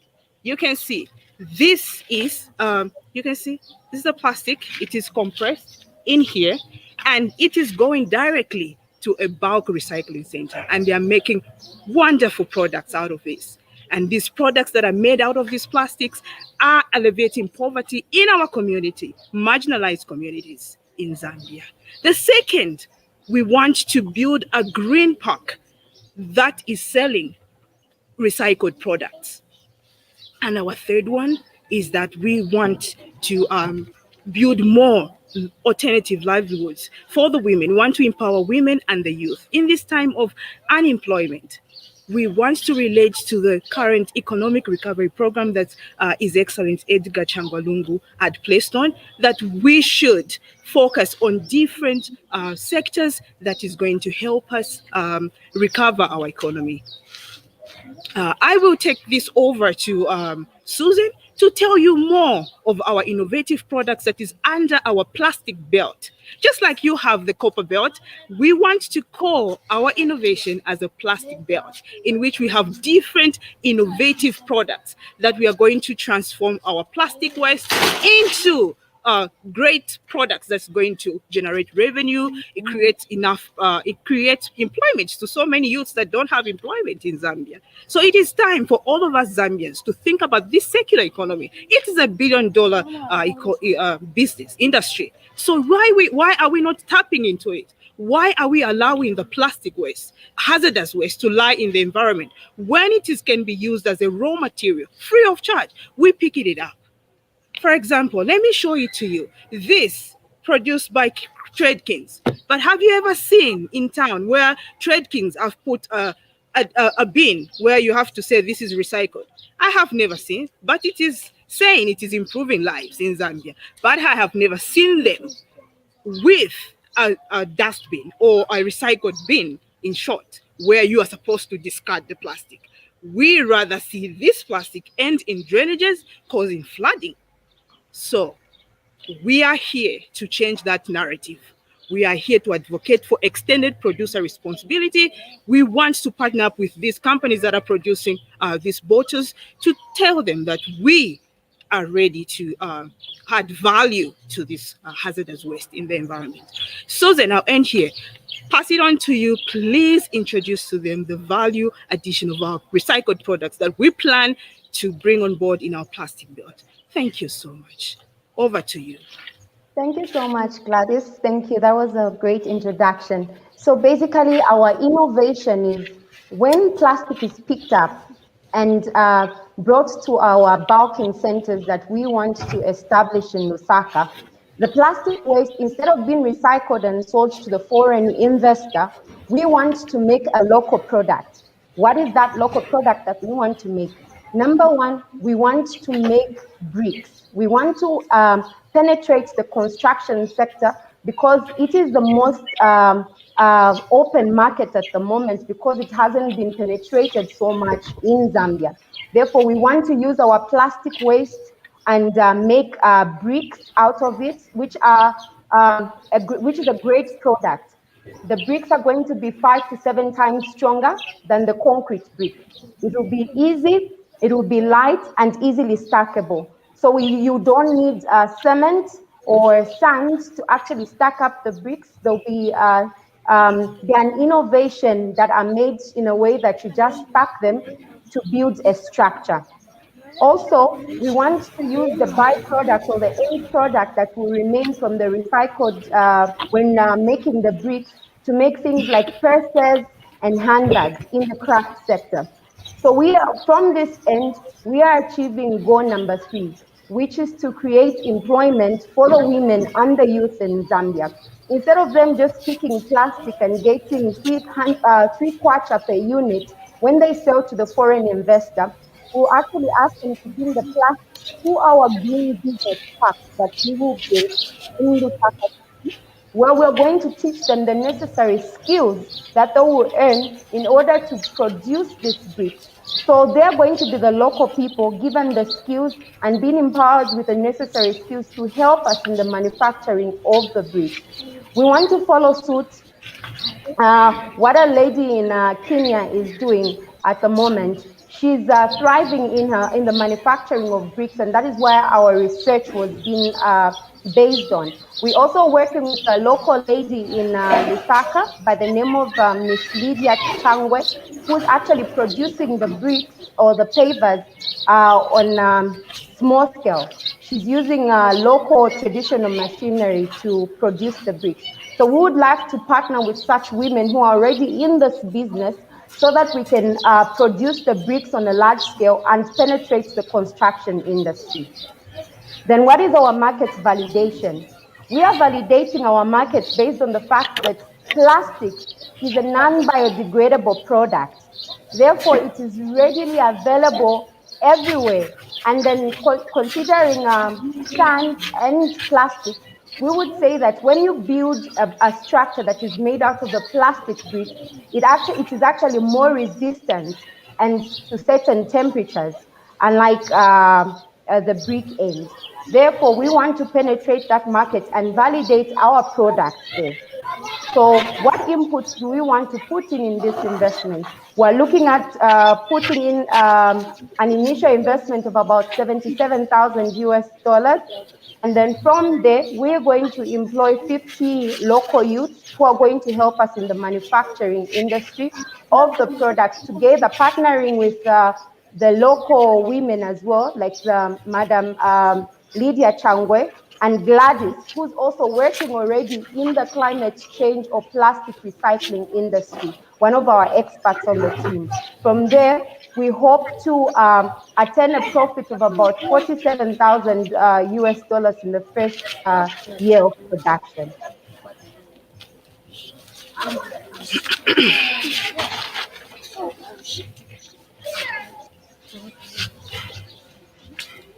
So basically, looking at our second objective as well, we say that this business model is a community-led initiative, in the sense that the people that will be picking up plastics, the local people that will pick up plastics, are the ones that are also going to work in the manufacturing industry. They will not only pick up plastic and earn as little as 3/4 per unit, but they'll also be given a skill to learn how to actually produce an end value out of the plastic.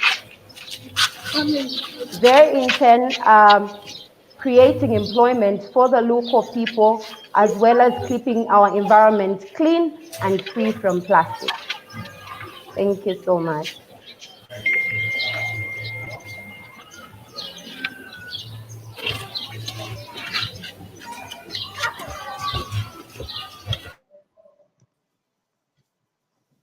Wow, Susan and Gladys, you set out to win today. We've had such great information, things that I didn't even know. So thank you for sharing.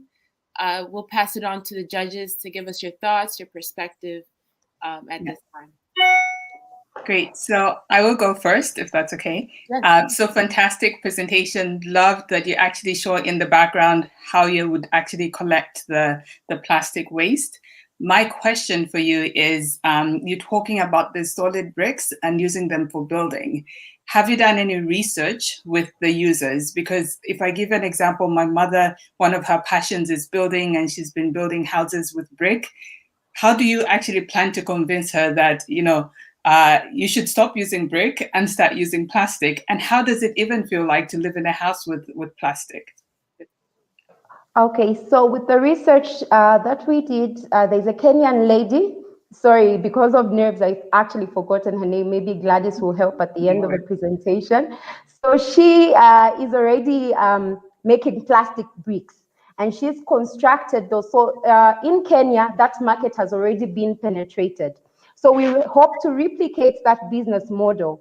And because we said we're building a green business park, so our green business park will be used as a model place. So people who are interested in recycled products will actually come to the green business park and see what we've built. So we're going to build a structure there, a small structure, just like a demo structure, for people to see what they can do with plastic. Then we're also going to produce the other arts and crafts made out of recycled material. So people will come to our green business park to be able to access and see those things that will make, before they actually make a decision whether they would love to buy plastic bricks or not.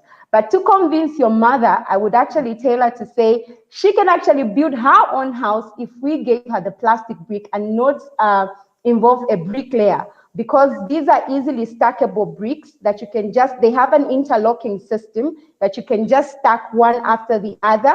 So unlike the concrete brick where you need probably to mold, and because she's probably old and age-related problems that maybe she can't carry a concrete brick, the plastic bricks are actually very light. You can actually carry them in the bag and you're good to go. You don't need transport to actually carry the plastic bricks. Fantastic. Great presentations, ladies. Oh my goodness, I was blown away. I didn't even know you can do that. That's amazing. So good job. My question is really about logistics and distribution. So where are you planning, where's your home base going to be, and how many cities are you only planning to distribute within Zambia? What is sort of your distribution plan, and where would the manufacturing plant be actually based?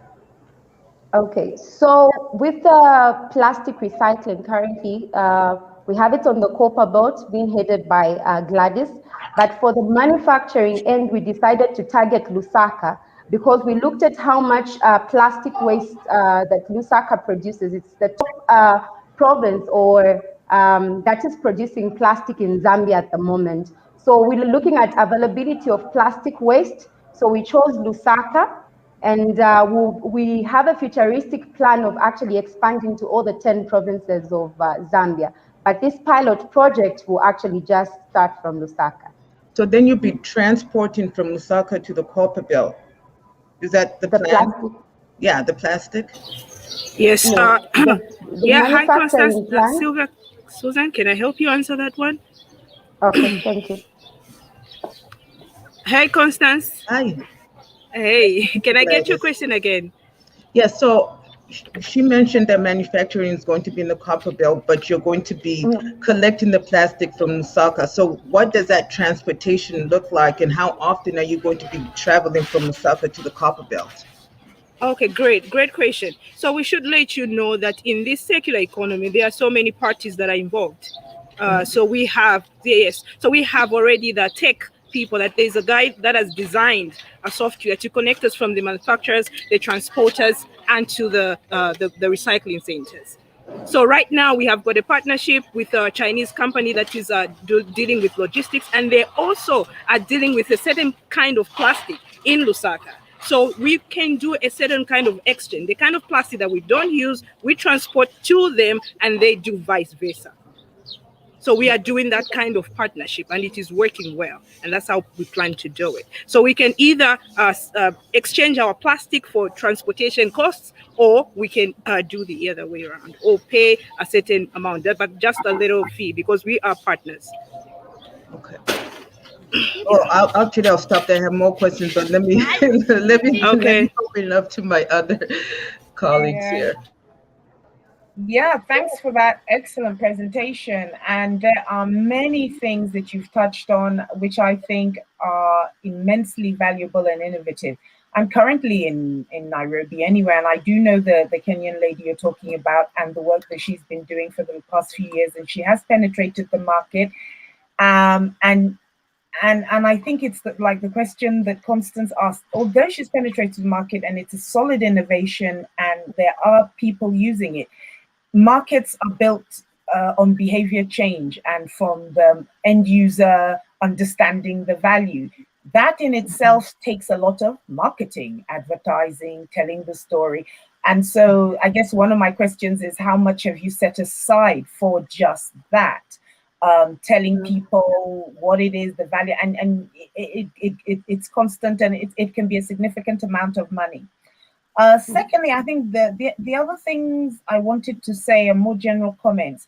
I think the response that Gladys gave just now was actually immensely valuable in itself. From what I'm hearing from your wonderful proposal is that actually you have many ideas and each of them have value in themselves. And so I guess what I would like you to reflect on and look at is perhaps picking a few to start off with and staggering what you start off with and what you then go on with, so that you make profit from one aspect of it. You're looking at a whole value chain transformation. So what I liked about what Gladys said was she was looking at digitizing your value chain. That's, that in fact, that in itself is a great innovation and that's a proper circular economy where you're taking something that is a waste and you're transporting it almost an in kind to another company. That in itself, as a model of transforming how things are done in itself, is of an immense value. Leave that aside, but also the immense value add that can come from providing the bins. I mean, just where are the bins? Who's going to provide the bins? And are they going to be enough? And so even just that, having the bins and creating behavior change to put things in the bin in the first place is also a value enhancement and also a market opportunity that you can look at. But thirdly, I think the thing I really want to say is much as we in climate change conversations really love innovations like this that are around recycling, we also want to look at, because there are three parts to it. You need to reduce, reuse, and recycle. Reduce is the starting point. So you how although we are recycling, we can never recycle enough to make a big enough change. That's it. We're not going to save the planet by recycling. We also have to teach people to reduce the usage. So allied to what you're doing, there's some sort of consumer education around reduce your use of plastic in the first place, so that, we can, the recycling can actually make a difference. So those are just my points. Thank you. I would actually like to add, in business, we have three principles, right? People, process, product, right? So it's a mastery of those three principles that make you successful in business. And so I just want you guys to get maybe a little granular on the process, right? And what the actual product is going to be. Like my colleague has said, it's really about starting small, gaining mastery, and then scaling after that. The other thing is, in terms of your cost, right? So there's a saying that says that most businesses don't fail because the idea is bad. Most businesses fail because they run out of money, right? And so what I noticed about just your cost, you didn't include payroll costs, right? You touched on your marketing costs, but you really didn't break it down. You have to get really granular on what the cost of doing business is going to be, and get really granular on your profit margins, like in terms of your partnership costs, the cost of acquisition, the cost of the bins, because the more you master your numbers, and the clearer you get, when you're working with investors, you're going to be able to ask for the right amount. There's nothing worse than pitching to an investor and realizing you're $100,000 short. Right. So I would just recommend that you go back to your numbers and you get really granular of how much it's actually going to cost you over 12 months. Right. Okay.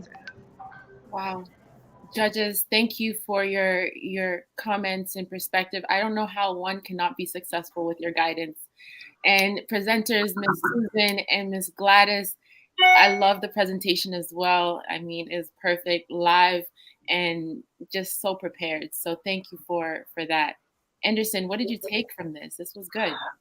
Yeah, I mean, great. I think that the topic and adding value to climate change and reducing the carbon footprint and recycling things, I think that's all good. I'm conscious of time though, so we'll probably kind of discuss some more of what you and I picked out of this. We'll probably transition into the next group.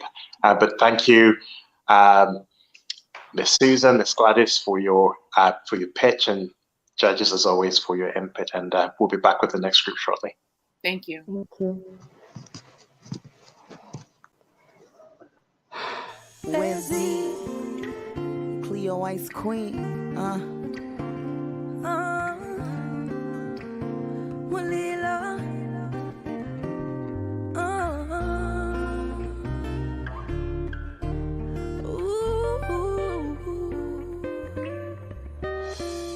Ice Mulila vonse munani tema, kati mkali mubwela tieni fikani mozani pesa. Cause I know I'm good. No weapon fashioned against me shall prosper. I smoothly love won't say monani tema. With God by my side, I can do all things. Any tongue that rises up against me shall be put to shame. With God by my side, I can do all things. Any tongue that rises up against me shall be put to shame. Koma beyesa, kuyesa beyesa, mama, kunifikila mudoti, no nilete la mbuka. Koma lelo takula, kula vila, vila vila, vola vila, vila vila, vola vila, vila vila. Vila fonse munani tema, gad mukari muwela tieni fikani muzani pesa. Cause I know I'm good. No weapon fashioned against me shall prosper.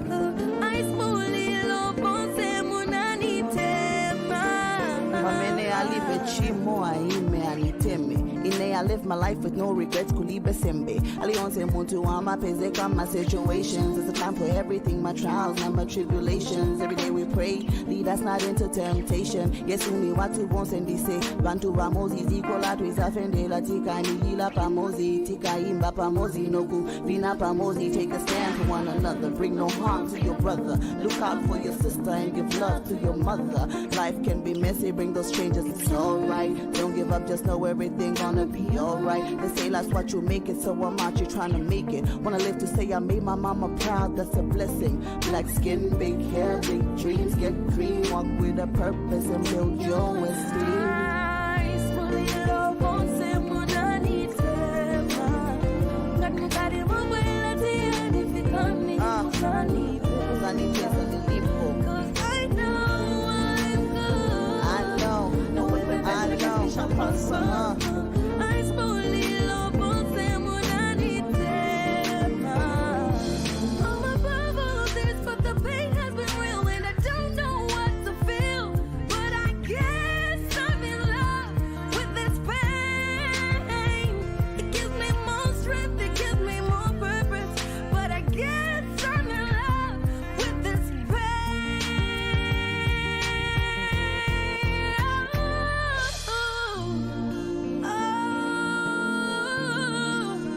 It gives me more strength, it gives me more purpose.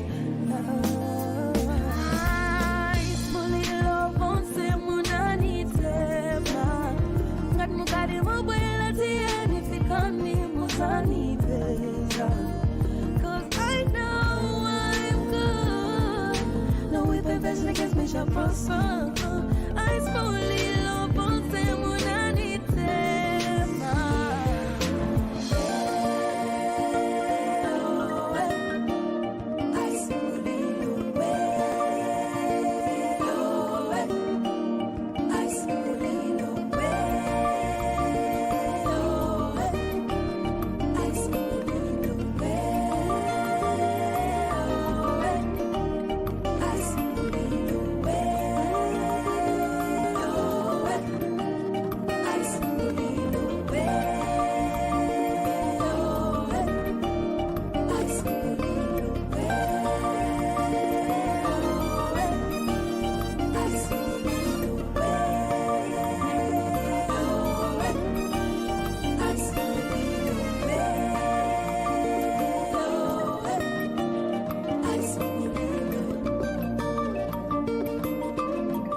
County Music.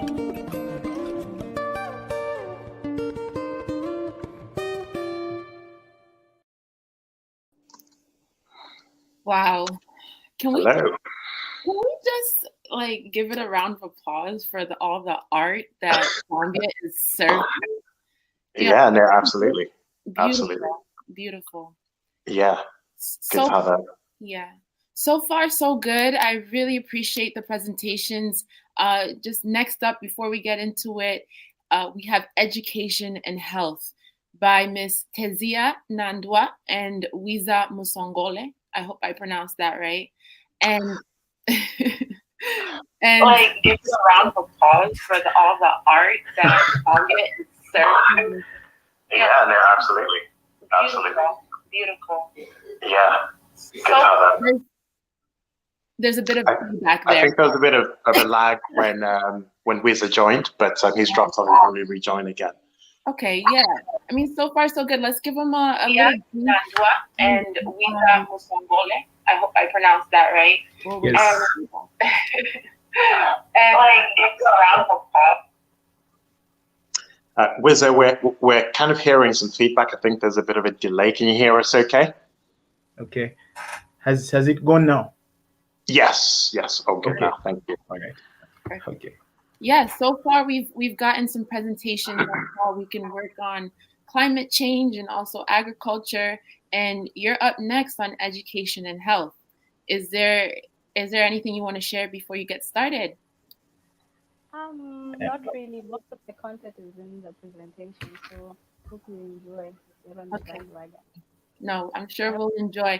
And Ms. Tezia, if you could just speak louder or make your mic, yes, because we want to hear everything you're saying. I'm sure Can you hear me now? Much better. Okay. Much better. All right, please. Team Education and Health, take it away. Take it away. Okay.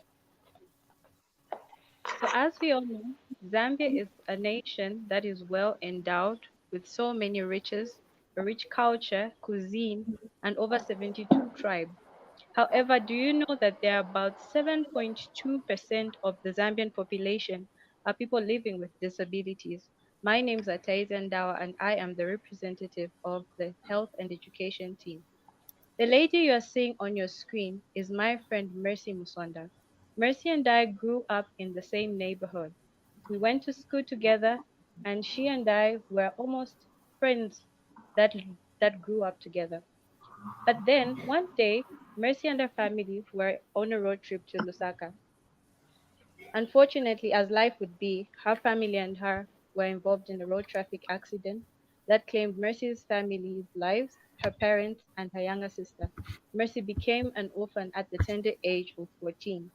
Mercy got into severe depression because she lost one of her limbs, as can be seen in the picture.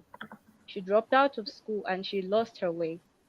With time, Mercy was able to get help from the Chainama Institute of Mental Health, and now she is a woman who's working in one of the big organizations and helping ladies who have been through similar situations that Mercy was in. As we are all aware, people living with disabilities go through various mental health issues. One of the problems that they also go through is the lack of accommodation in our societies. They do not have proper jobs. They lack education facilities that are able to offer them the much needed help that they need to go through the required education for them to actually get a job that will be sustainable for their lives. They are also not given priority in the various corporate social responsibilities of many private companies and the government as well. We, as the health and education group, thought that we would venture in this particular group of people and offer them solutions that would be life changing. One of the solutions that we thought is having awareness sessions on the mental health conditions that people who are living with disabilities face. Some of these go through anxiety attacks, depression, and various mental health related conditions. Another solution that we wanted to offer to these people is one of offering craft and skill training, general entrepreneurship, and job training. The other solution that we would want to offer to this cluster of people is having a physical or virtual support group depending on the location. And lastly, we would like to develop an application that will have specialized personnel from various institutions of health in Zambia that will offer these people physical, psychological, and physiotherapeutic needs. Looking at Zambia, our business model is encompassed as it has been illustrated above. Firstly, on our left, I'm just going to briefly run through our business model and how we plan to execute what we're talking about. Firstly, we want to offer free services of mental health outreach sessions that are going to be talking about the various highlighted conditions that I had mentioned earlier. We're going to be offering skills training program and specifically reusable pads. I will highlight later on what we mean by the reusable pads as we're going to use this in our pilot project. Thirdly, we would like to have support groups, mental health awareness and skills handbooks, premium service applications, as I have already stated earlier. Then going to our business model, we would firstly like to have a 2-year program that we're going to run on health and awareness, as well as the skills training. Then during these 2 years, we will have curriculum printouts that are going to be generating income to our institution or to our organization. Furthermore, we would like to have illustrative monthly booklets. These will be tailored to either the caregivers of these people living with disabilities that will break down the various mental health conditions, how they present and how they can be managed, and as well whom they can seek when they need the intervention. Furthermore, we would like to partner with the government and other private companies. These people have the resources. However, we want to offer them solutions so that they can diverge the funds that are already secured for the corporate social responsibility so that the disabled people can also benefit from them. Thirdly, we would like to develop an app, as I have stated. So all these will be done in the 2 years. Once we have established ourselves, we would then want to move on to mass production of pads. Then we will expand to other skills training once we master the pad production, and lastly have a mental health institution for the disabled. Looking at our market, Zambia, according to the Central Statistics Office in 2015, indicated to have had about 1,080,000 persons living with disabilities. The prevalence of the disability is estimated to be 10% among adults, which translates to 112,000 Zambians who are aged above 18 years living with disabilities, and this is our target population. With regards to our market validation, as I have already stated earlier, these people have two main problems. Firstly, they stand 5 times the chance of developing a mental health issue compared to those who do not have any disability. Secondly, the high levels of unemployment due to low skills, inadequate education, discriminatory attitudes among the society, and so many reasons that render these people to not having an income generating venture. With regards to this, we are very hopeful that our solution will be welcomed by these people, and we know that it will be to the benefit of them. The next part that we're going to talk about is our competition. In Zambia, the next part we're talking about is our competition. In Zambia, we have 3 organizations that are running presently and working with the disabled. The first is the Zambian Federation of Disability Organizations, the ZAFOD. This is an organization that is a mother body that we would also have to register under because they offer similar solutions. However, they focus mostly on the human right aspects of the disabled. The next one is the Disability Inclusive Association of Zambia. These equally advocate for human rights of the disabled. And lastly, the Twatasha Disabled and Orphans and Vulnerable Children's Organizations. This is an NGO that promotes respect and provides the fundamental rights for persons with disabilities.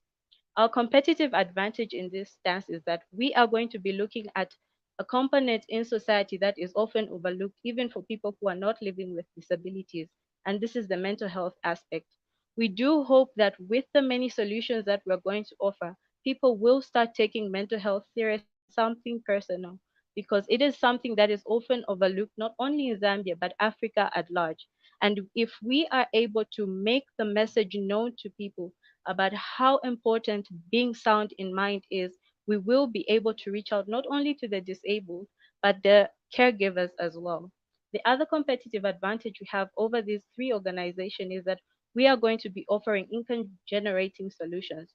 We hope that with the curriculum that we're going to develop for these people, they will be able to get themselves jobs that will be sustainable, not only for them, but for their families and future generations. We are aware that there's so many disabled people on the streets who roam the streets with children begging just to meet an end. However, if we were able to bring these people and offer them a solution such as the one we're talking about as the pads, they will be able to take up that skill and produce something that will run and help them sustain their lives. And lastly, the phone application that we had earlier talked about will be a first of its kind. It's going to help these people, as we have already highlighted in this COVID-19 era that we are living.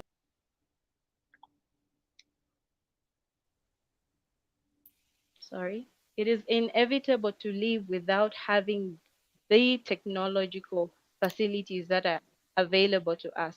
So we want to tap into the technological advances that are happening to have these people have specific needs put up on a line, put up on an app, and the various health professionals there, so that if they can afford the premium services that are going to be on this app, that will also help us in the generation of income. The next slide will be taken up by my co-presenter, as he's going to talk about our pilot project that we hope to start our Run with the Disabled. Thank you.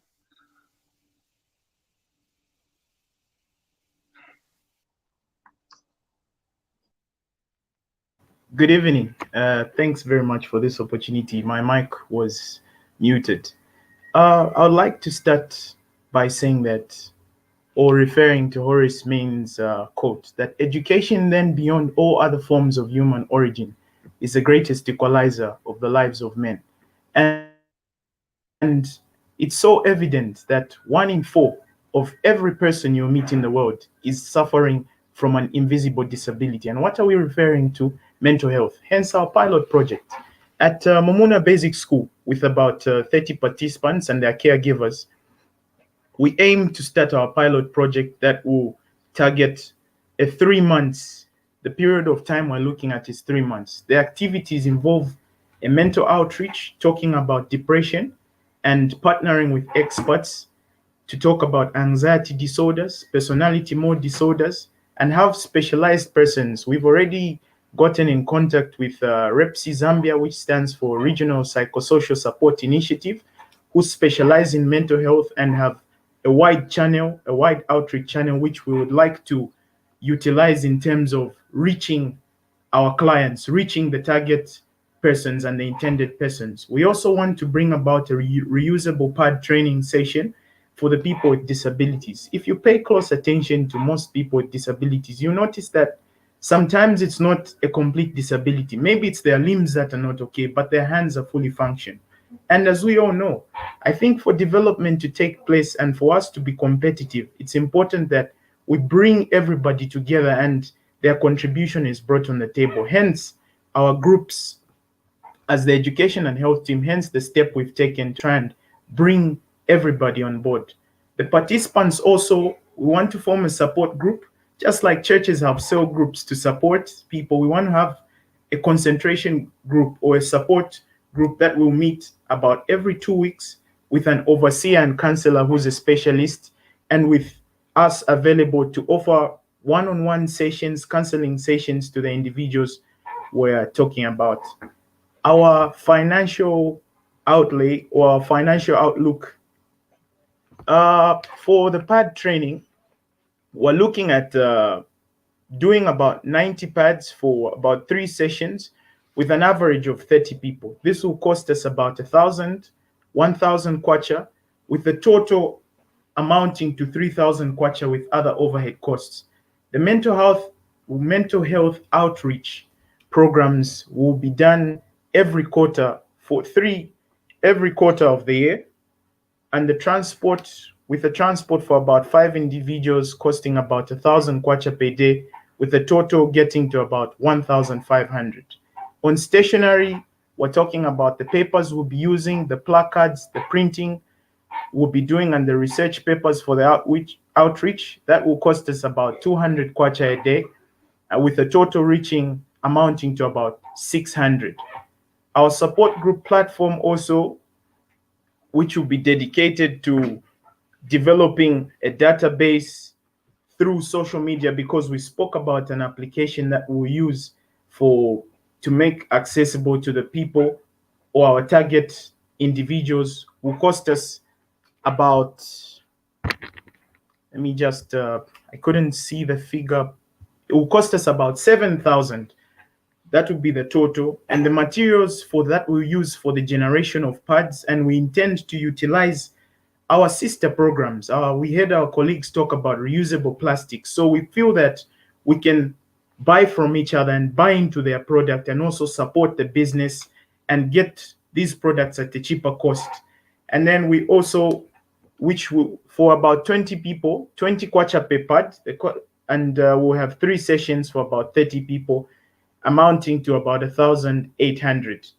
The equipment will comprise of 3 sewing machines, 30 cutting scissors, 30 measuring tapes and rulers, 10 cotton needles, which the machine will be 6,000 kwacha. The scissors are 20 kwacha each, with the 10 cotton needles about 30 kwacha each.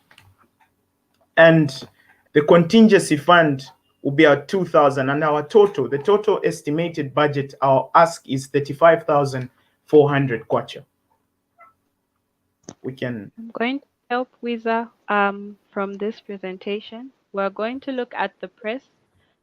We hope to reach out many people firstly by beginning with having a Facebook page that will have the tailored information that we have already highlighted. We're also going to have an Instagram page and TikTok pages because these are platforms that are reaching people in a very short time and will help us pull the much needed support that we need.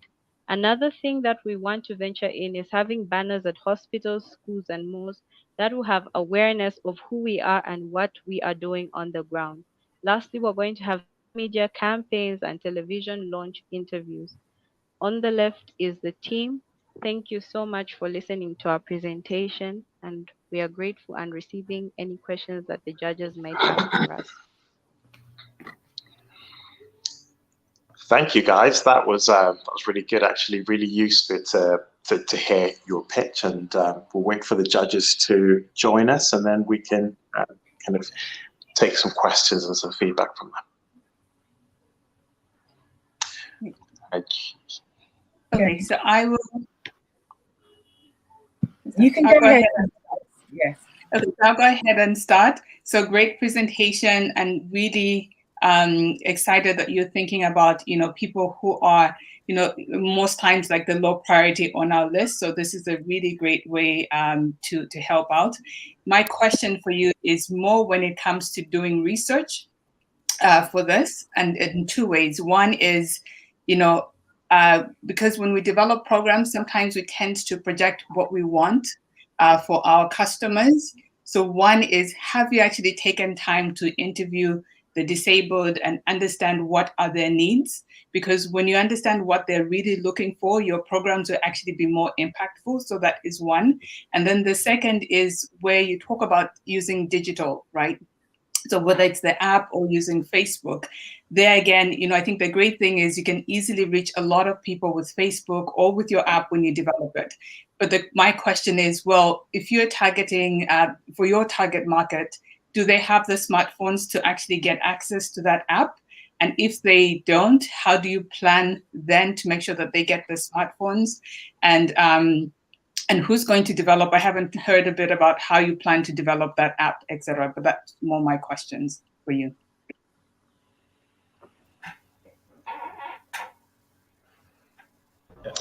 Okay, so a great presentation. I mean, I love the story. The story is always important as the why. So I love the fact that you shared such a powerful story. My question is, what is your business structure? So are you going to be a for-profit organization or non-profit organization? And two, why did you choose PADS specifically? So those are my two questions. I'm going to help. I don't know if I can be heard. I'm having some bad network. Can you all hear me? We can, yeah. Okay, so we firstly are going to be a non-profit organization, if I can say, because the line of service that we're offering, there's really little to no profit, but then we are trying to maximize the routes in which we can actually generate a revenue. So like I had explained, we'll be partnering with various companies and also making little booklets and also having a curriculum that we can sell. So that will be our standpoint with regards to generating revenue. And then for the other question that you had with regards to the pads, we targeted the pads because like the statistics had shown, most of the people who are disabled are the women, and they are the people who stand disadvantaged. So we chose the pad because it is something that is easy to make, and looking at the prices of pads that are disposable, they are skyrocketing. So if we can have something that can be made locally and that can be sold to people at a price that is affordable and can be used for a long period of time, they can actually have that will be generating income for them. So the main reason why we chose the pad is because of the market availability, one. And the second thing is that it is something that is easy to teach and execute, so that we first study the people that we're working with and we assess how flexible they are to expand to other skills.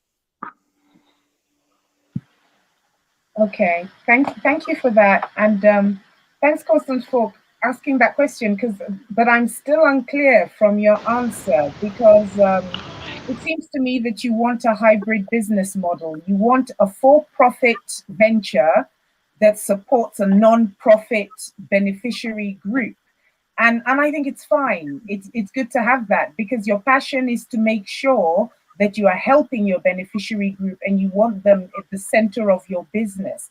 But generating income from that group may not be possible. So you have to create something to make that money from, to be able to support your beneficiary group. But I think the comment I want to make is that you actually have a very strong business case, but I think it's how you're presenting it that makes it difficult to see. You're bringing different things to the surface and the real core that is strong, you're not highlighting it. So from where I sit, the real strengths are that you are, number one, producing a product that is necessary, that is useful, and there's a market for lower cost pads for women across Africa. And for you to have the venture that produces this, and the production process involves your beneficiary group, is really wonderful. People may be wanting to pay a premium to buy your pads because of how, the community that make it and the skills that are transferred. So I think that is the first thing to put up front and center, that you're producing a product that is needed, and the way it's being produced is done differently. It's actually building capacity all along the line. The second thing that I saw that I'm not clear on, but I'm perhaps reading into it, is the app. The app is also wonderful in that you're looking at how do you match skills within you're saying that disabled community have skills and they want to work. And how do you match them to people that can perhaps offer them work? So that's also an innovation that is part of this business that you're looking at developing. So I think perhaps in the way that we're seeing it, it's not clear. You need to clarify where the profit-making angle it is. What is the business case for that? What is the non-profit?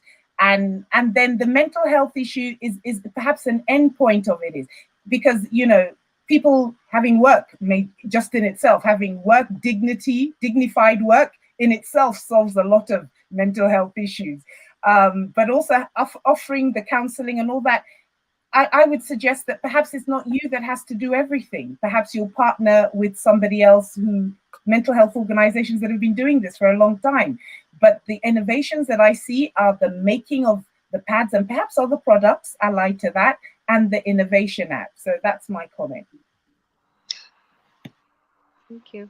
Okay, thank you, Dr. Sheila. Ralph, I know we've had issues getting you on, and you're on now. If you'd like to unmute and maybe provide some feedback if you've got any. Yes, I love the idea. I mean, mental health is a huge problem here, and I see that it. I've had it in my own family, and we've seen that it really requires a lot of care and help, which we just don't have the capacity in Zambia right now. And to tie that into a business model is innovative. It's clever. It's going to take a little bit more thought, I think, to make sure that it works. But I think both of these things are absolutely necessary, and I would certainly offer my time to try and help make the business side work so that it's relatively sustainable. I'm not sure that it can be self-financing in the long term, but we'll see how that goes. Anyway, I definitely think this is the most innovative idea. I actually have a comment. On the mental health side, there's a company in the United States called Better Health, right? And Better Health is an online platform. It's an app that connects mental health experts to the people who need the help. So when it comes to innovation, right, and you're thinking about the app, really making that app one where you can start on Facebook and put it into physical app, but looking at international brands that have done it so you can learn about it. So Better Health is one of them. And so, like, to the point of business modeling, the reason I ask that is because it's important to be clear on that. So, like, one of the things I was thinking about for you guys is that you have your mental health platform, right? So you have students who may go through your program. Then at the end of your program, they're placeable, right? So instead of limiting your students to just making pads, how about if there's one who's intellectually possible to go into banking, maybe they can go into retail. It's to create a job placement, right? So that as your students graduate through your program, they could work in different institutions. I don't like the idea of limiting, one's mind to just say, hey, you're just going to make pads. How about if they have dreams of going into real estate and dreams of going into agriculture? So maybe think about doing kind of like a job placement. So when they finish your program, you can sort of partner them up with other employers, who are willing to take them on and train them and continue that, sort of progression through the careers. Okay. Just to mention on that, the diversification of the skills was actually part of the components that we had. We had general entrepreneurship, and we also had the job training. So like you have highlighted, it is very true. There will be diversification that is part of our plan, but specifically for our pilot, we just want to use the pads. Then with time, we'll be able to progress to other skills, which I'm sure would be very helpful to the various needs of the disabled. Thank you. Judges, once again, thank you for your feedback. That was really good. Thank you for sharing your guidance on how we can move forward in Zambia with all these great ideas. And I'd love to say as well, like, you're doing a really good job addressing these issues, because Zambia is a place where we have so many resources, unfortunately, but it starts with us as people getting our minds right and mental health on the chart. Lisa, in your introduction, you mentioned using soccer and creating programs. That's a grassroots programs. Yeah, grassroots programs. That's definitely a good idea to go through. And there's so many other sport programs, Sochabe, and you have beach tennis that are doing a good job really tackling those issues. But thank you for your presentation. Mr. Anderson, do you have anything to add on that? I think that was well articulated. Thank you so much. Nothing further to add. Just, guys, congrats on a great presentation. And judges, as always, thank you for your feedback. Super useful. Definitely. Moving forward, Anderson and I will just briefly summarize all these great ideas. And then we'll go into Miss Tamaya. Yes, she's going to interview a few people, and we'll carry on with seeing who the winner is. Of course, and the judges will kind of break out to have their deliberation on what they've heard. So thank you, judges. Over to you in terms of deliberating, and Nilo and I will continue on here.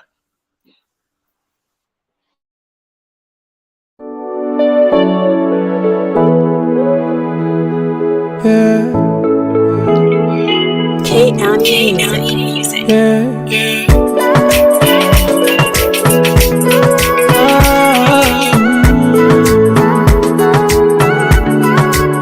If I told you my weakness, oh, would you keep it a secret?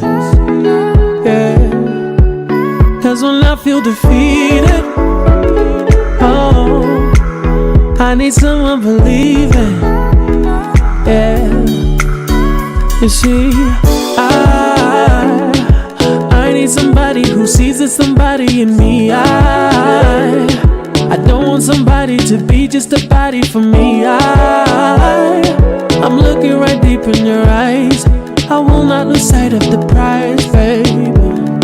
She gon' need me extra time, put everything on the line. Pa no benefika, baby, si pa ma sobera. She gon' need me extra time, put everything on the line. Pa no benefika, baby, si pa ma sobera. La mutima wa bomela.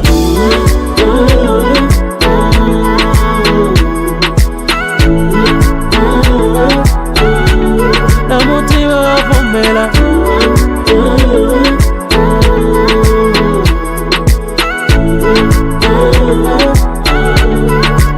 Tell me now what you feeling. If it ain't me, let me leave it. Can't be wasting no time, nah. Need to know if you're mine, yeah. You see, I need somebody who sees there's somebody in me. I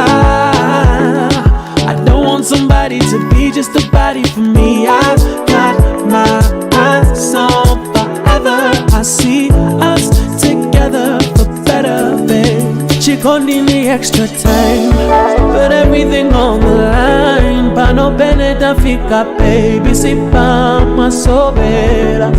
She gon' need the extra time, put everything on the line. Pa no beneta fica, baby, si pa ma sobera. La mutima wa vomela.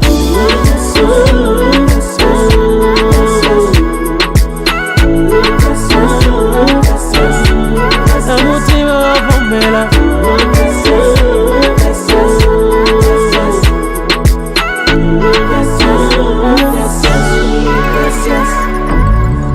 I've got myself forever, ever. Ungasunge we mutima wanga, ungavomele na banja yangu, ungakosenga kwa bwela drama, ungakarenga palibe drama. Ungasunge we mutima wanga, ungavomele na banja yangu, ungakosenga kwa bwela drama, ungakarenga palibe drama. She gon' need the extra time, put everything on the line. Pa no beneta fica, baby, si pa ma sobera. She gon' need the extra time, put everything on the line. Pa no beneta fica, baby, si pa ma sobera. La mutima wa vomela. La mutima wa vomela. La mutima wa vomela. La mutima wa vomela. She gon' need the extra time, put everything on the line. Pa no beneta fica, baby, si pa ma sobera.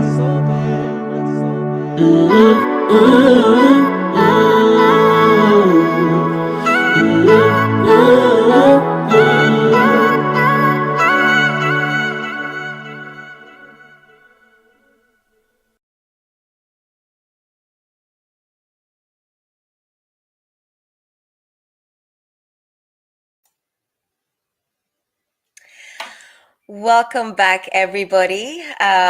So we're on to our next segment, and I'm back in the interview in the moderating seat. We have our next segment where we have Akufuna, who is joining us, and his expertise is within the climate change sector, and Pearl, whose expertise is in healthcare and mental health and education. Thank you both for joining me. Pearl, I can see you've got a little bit of a lag there, so I'll give you a minute maybe to settle in with the internet connection. So let me start with Akufuna. Akufuna, thank you for joining me.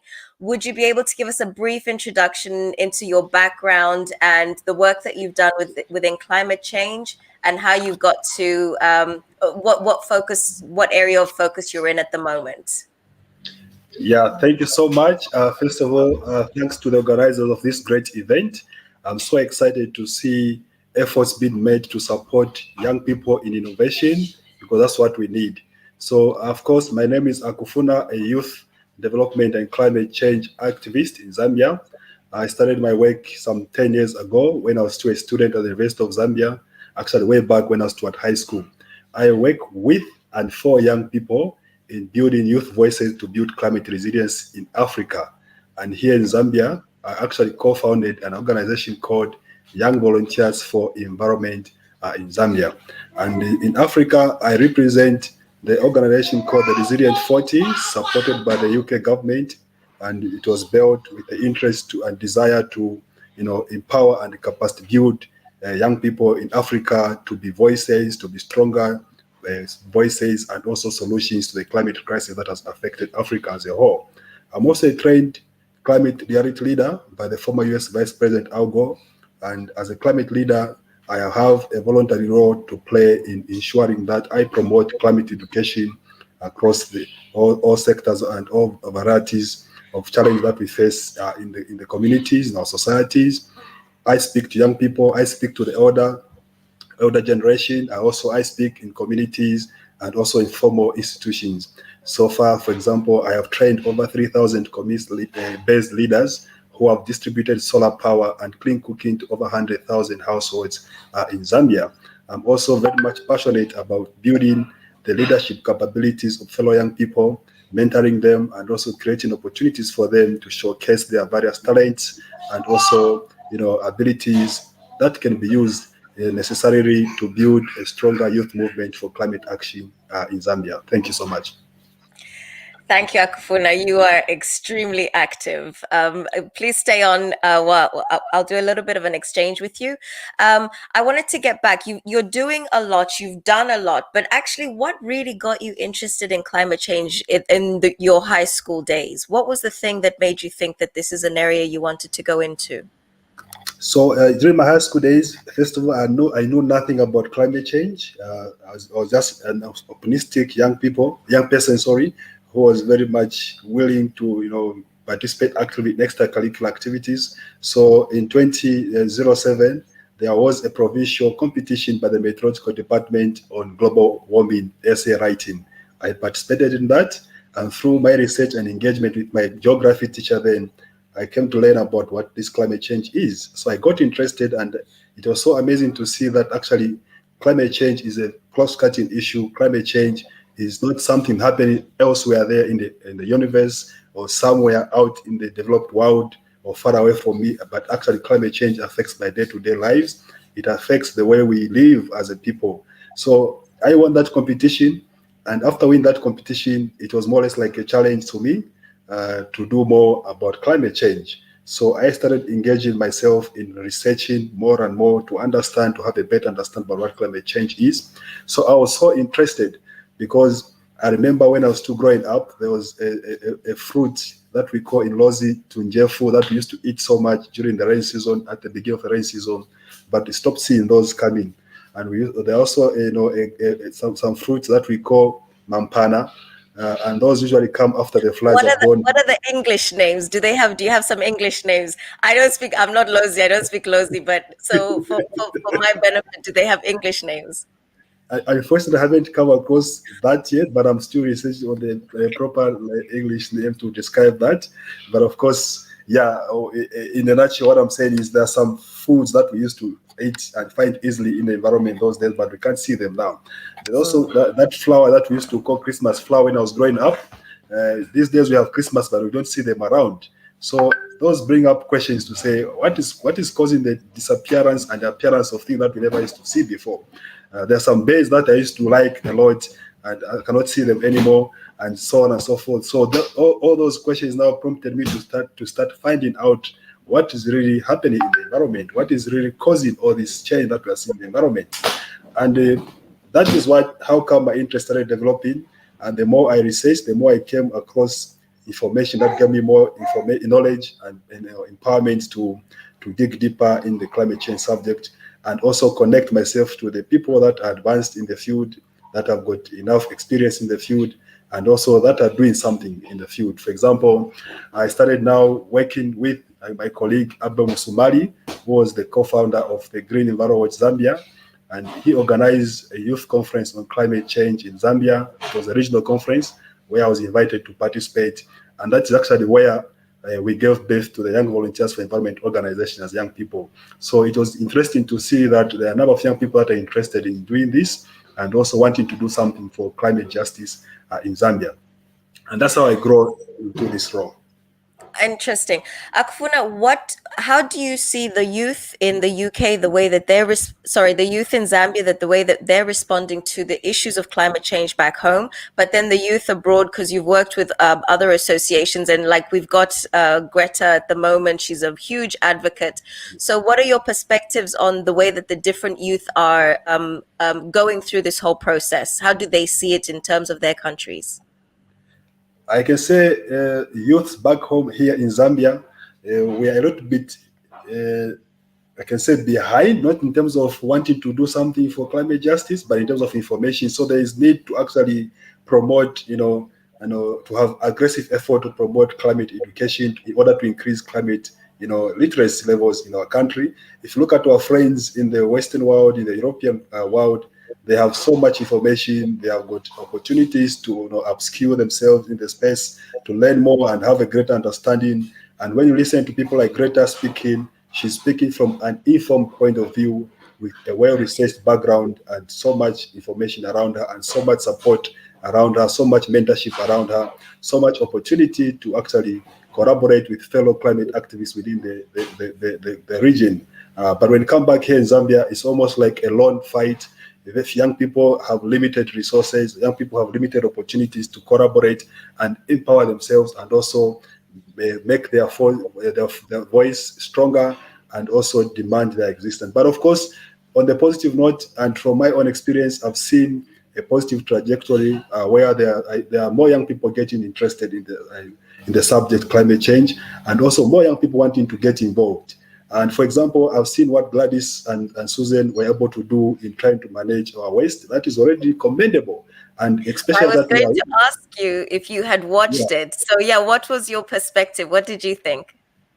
That was so amazing, I must admit. And honestly speaking, we need to start talking about such kind of young people in Zambia. We need to promote them. We need to give them the support they need. And their ideas should not just die at presentation stage. We need to give them the resources. We need to talk about them in our media. We need to promote the message about their innovation, what they're trying to address, and how that actually can motivate many young people out there. So I'm really much interested in seeing more young people, especially women, getting involved, doing something. And if we give them support, we are motivating them more. And if we give them the resources, we're empowering them more. And that's what we need to do here back home in Zambia. Young people should have interest, which they already have, should have the passion they already have, but also opportunities to self-explore and do something for climate justice. So if you talk about entertainment, for example, you see that there are more young people involved in entertainment, but not on the climate change subject. So let's twist things around. The same effort, the same investment, the same interest that we see in the entertainment industry can be re-innovated and also bring in entertainment in the fight for climate justice in Zambia. Bring in innovation in the fight against climate change in Zambia. And how do we do that? We create platforms such as what Anakazi has done. This is commendable and this is great. And when we come together as young people like this, talk to each other, share ideas, I'm not very much interested on who wins the prize, but the fact that there's this platform where young people can come and showcase the ideas, that is commendable, and that is actually must be promoted and supported at all levels. Our government is very much interested in working with young people. The president has many times indicated his interest and his stance on climate change in Zambia. Zambia is one of the countries that, of course, you remember the Paris Agreement. Zambia was one of the first countries to sign that agreement. That means the government is committed. Already, we are one of the few countries that have updated our NDCs, our nationally determined contributions to the global emission and also the fight for climate justice. That means our government is committed. But for government to achieve its interest, its objective, its willingness to transform Zambia into an environmental friendly society, a green society, young people must be at the forefront, and this is how we should start and get involved, get supported, get the resources that are required, talk about it. Let the media promote the messages from the young people like Gladys and Susan. But not only that, but also other young people that are presented here on agriculture, on mental health. All those actually, when you look at climate change from another perspective, it's a cross-cutting issue. It is also a mental health issue because the stress that is caused by climate change alone can cause a lot of mental problems in the people's lives. For example, if I'm a farmer and I invest a lot in wanting to have a successful farming season for myself, then there's no rain, my crops die.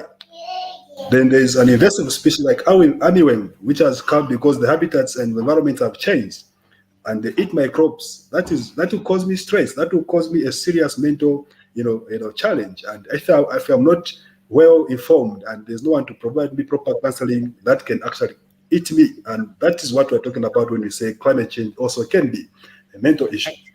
It is an agricultural issue. It is an educational issue. It is all sort of that we can talk about. It is a gender issue as well. It is a leadership issue as well. So let's provide the opportunities to the young people. And this is what we are doing is commendable. And thanks for this platform. Thank you so much, Akufuna. I know you and I could probably talk for a lot longer, but obviously Nello and Anderson are here because we've done enough talking. So thank you so much. Listen, we really enjoyed listening to that. So many nuggets of knowledge and information there, Akufuna. So thank you. Thank you so much. Thank you. Thank you, Akufuna. Right, Miss Nello. I mean, what an afternoon. Wow, I've taken about 5 pages of notes. Have you? I've taken quite a bit of notes. So yeah, I guess there might be some people that joined us on their way. Maybe we should summarize for them what's been going on. Yes, please. And actually, before we even get into that, I really appreciate people commenting on the side, just kind of their thoughts. So I want to shout them out a little bit. Yeah, that's true. We have Daniel watching from Dola. We have Isaac agreeing to certain things that is being said. Tiza watching from Zambia. Kay commenting on digital skills needing to be improved. And everyone else just really commenting on their opinion and questions. Did you see anything that stood out too? I saw Mulenga. Well, I mean, I've seen Annie, some other people as well commenting, which is great. So it's good to get that engagement and encouraging the guys on what they're doing. I mean, it's one thing for the older folks to comment, but when your peers are bigging you up for what you're doing, that's really good too. Definitely. No, I just want to give them a shout out because they're asking really good questions and I wish we had enough time to go over them. But let's go ahead and summarize for those that just stepped in. Yeah, sure. Starting with agriculture, what did you think in short? Well, I thought the agriculture presentation was actually really good. And as I said, I did a little bit of research in the background just to, I guess, understand a little bit about what the opportunity is. But one of the things that stood out to me was the fact that 60% of some harvests in Zambia go to waste. That is a lot of, money, effort, productivity that's going to waste. And, being able to use things that could have gone to waste and reusing them and, packaging them into tomato paste, I think that's such a great idea rather than just losing the profits from that 60%. For me, it's them mentioning organic. It's so important what goes into our bodies. So they're extremely focused in creating a more organic product so that our communities are able to not just buy the product, but also see that the product is caring for their body. Yeah. And that stood out to me for agriculture. Yeah. Another thing that was great was it seems as if the kind of the supply chain is all in Zambia.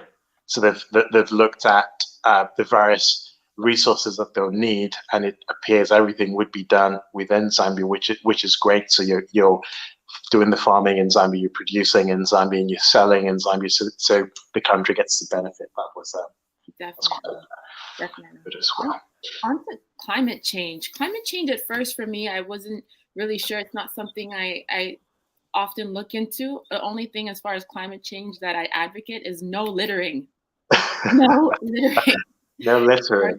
You have trash, let's throw it in the trash. But they gave more. That is a pet peeve of mine as well. When you see somebody throw some stuff on the ground rather than where they should. But I do find, I don't know how you find it, but recycling, in the house, that's something I have to constantly remind myself. So, coming up with innovative solutions for people to where people are failing to recycle properly for that situation to be remedied. I think I love the sound of that.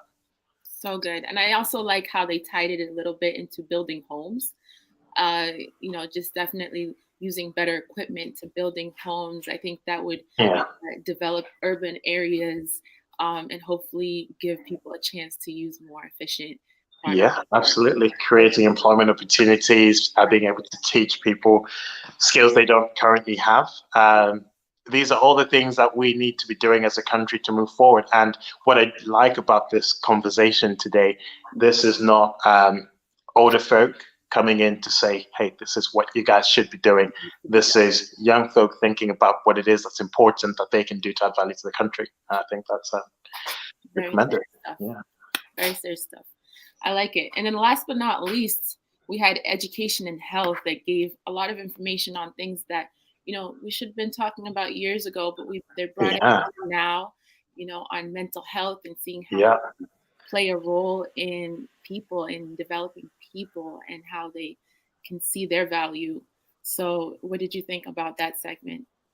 Yeah, definitely loved the kind of education and health piece. I think, the fact that there are 1.8 million people in Zambia living with some form of disability, that piece of information is useful. And there's an opportunity to not only add value to those people, but also give them opportunities to do something for themselves if they're going to be taught how to make pads and they can resell them or whatever. The idea of having an app that connects people that have certain skill sets or they have certain resources with disabled people to help them or for services to be provided, that's something that I think is well needed. And they also mentioned the Chinama Institute of Mental Health. I didn't know about Chinama Institute of Mental Health. I'm really glad that there's Chinama, Yeah, Chinama, thank you. So being able to, even just for me, look that up and see what they're doing and how we can add on to that is definitely a great thing. Yeah, and a good thing is that they're looking at this project as a non-profit project. Of course, there's questions on how sustainable that would be. And people like Rob were giving input and some of the other judges on how they can add a wing to their model that could be for profit so that they can sustain themselves. And so it'd be good to keep an eye on how that pans out as well. Definitely. I like that they created a structure too, though, on how they want to go about it. First things first for them is creating awareness sessions. And then second thing would be training and then having support groups. So having that kind of structured is definitely a great start to something great. So I enjoyed that. What was your favorite, Anderson? Oh, I think I'm going to wait until the winner's announced, and then I'm going to say, that was my favorite. The suspense. Yeah. Okay. But I think I enjoyed elements of all of them. I love anything to do with tech. I work in the tech industry myself. So, the idea of having an app that can help other people, find services, connect them with people with other skills or whatever, that appeals to me. Right. No, I'm more in health and education. So I love the fact that they've just brought up the whole mental health idea and just bringing up the issues here. So I'm enjoying it so far. Yeah. I think one thing that you and I have spoken about separately, which I guess we didn't get the chance to speak about here, is how I guess the young people here are thinking about solutions that affect the context they live in, and they're not necessarily just looking at kind of Western influences to provide those solutions. I think we should also give them a shout out about that. Yeah, I mean, one thing I like to say about that is I think as Zambians, where we should start, where we're starting right now, I see is that we're becoming a little more self-efficient. Right. I think as His Excellency mentioned, we need to be able to be a bit more inclusive, putting all our hands on deck and just being able to do it ourselves first and foremost. So this is a great start to just sharing that awareness, and hopefully one takeaway would be, go back and see what skills you have at home that you can offer for the Zambian communities in these fundamental areas. Sure. Yeah. Sure. Yeah, no, I agree. So I think the judges will probably be ready for us anytime soon now. We're probably going to take a short break and then we'll come back and I think we'll be ready to announce who the winning group is. Excited. All right. Oh, apati chefeko koma tipakise kumanda tizasungana Chetanyeko ikapikatana nokukumyana tusambe kuminwe ishitana abantu. Together we can, together we will. Fight corona. Let's not panic, together we'll Kuzisunganie makwala. Atwiye kusamba kumaza chinjishonse. You and I together we'll overcome and win. Support on hand sanitizer. Kuyibonfe wine tube wise. Practice physical distancing. Will I hugging and ishkanshim? Amaboko sanfe regular. Malule tade shidi kwepo ya. Yale pa bantu edges. Avoid them crowded places.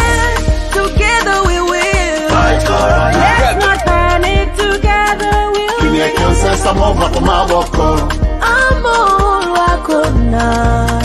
You and I together will overcome and win. If you think you have symptoms of the coronavirus disease or have questions on it, call the helpline on 909. To avoid getting infected and giving the virus to others, wash your hands regularly with soap and water properly. Let's stop handshakes for now. Find other ways to greet. If you have a cough, please cough into a flexed elbow. Yes, you can get infected, whether Zambian, African or not. Whether Matauni, or Kumunzi, Mumayadi, or Mukomboni, you can get infected, whether young or old. No one is invincible. We all need to take care. You and I together.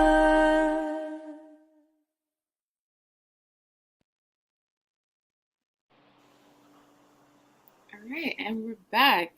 Judges, the suspense. Give us what you got.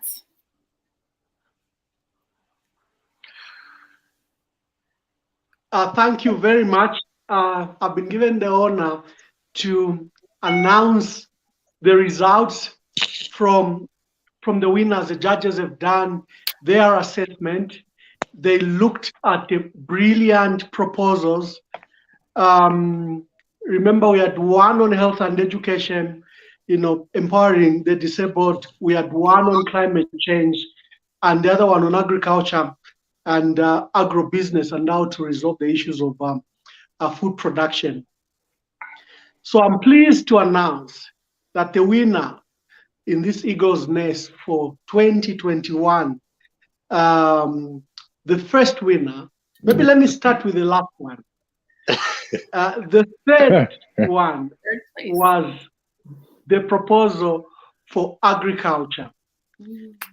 The second one was for health. This leaves number one to be the proposal on climate change. Remember, the proposal for climate change involved the plastic belt, how to resolve the crisis we have with plastic. This is a winner for 2021. Thank you very much, and congratulations to all the participants, and congratulations to the winner. Thank you very much.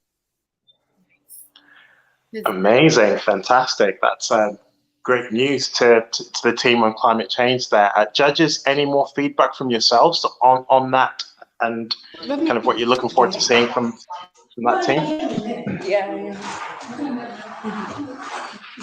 But I can go. Well, I would just like to say that I think that all of those participants identified real needs in this country.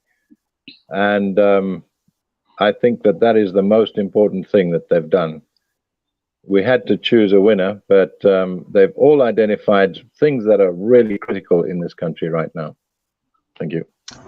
And I would like to say, there's a saying that says courage is the greatest of all virtues, because without courage, it's impossible to practice any virtue consistently. And what we saw today was courage. it is hard to pitch in front of judges, bring your ideas to light. So I want to commend all three groups of having courage, having the innovation, and keep pressing forward, right? Because you all have fantastic ideas. Surround yourselves with good mentors and go for it. Go for it. Good job, guys. Fantastic. I'll just add as well, I was really inspired by the three ideas. Yeah, I'm leaving inspired myself to do better as a business person. What my advice to everyone is to just keep pushing to create your prototype, to, you know, get away from just creating something on paper, really push to make something physical or something that you can actually show. I think that's where the difference is. If you can actually show that you can deliver something, people will jump on that idea and will be able to invest in you. Sorry, and very quickly, I just want to say I'm so proud of the young people that we have in Africa. And this is why I'm constantly optimistic that no matter the challenges in front of us or in the midst of us, like COVID, we can innovate our way out of it and provide solutions for the world. And so all of these innovations had elements that are global solutions. So well done to all the participants. Judges, thank you so much for joining us. Again, you not only gave feedback to the presenters, but hopefully everyone else watching that is developing a business to make our world better. So thank you again, and we will meet you on the flip side. Thank you. Thank you, everyone. So I think we'll probably invite the two presenters from the winning group to come on and just give us a view of what they're going to do next steps on their project. If they are ready, we'll do that. If not, okay, there we go. I think we are ready. Okay. So we'll wait for Susan and Gladys. I'm assuming the gentleman on the team on the screen right now is from that winning team. Yes. Amazing. I also recognize Isaac. Yes, I also recognize him from the intro video. Isaac, how are you feeling being on the winning team?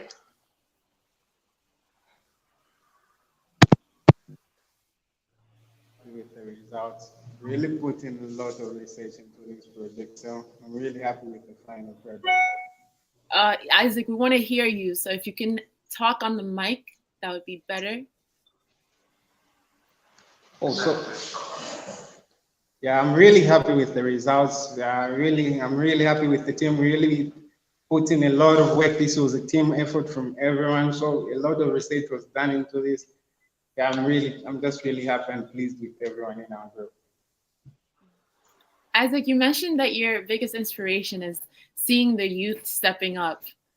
So does this inspire you even more because you see so many people now, even comments that are wanting to do more in these areas?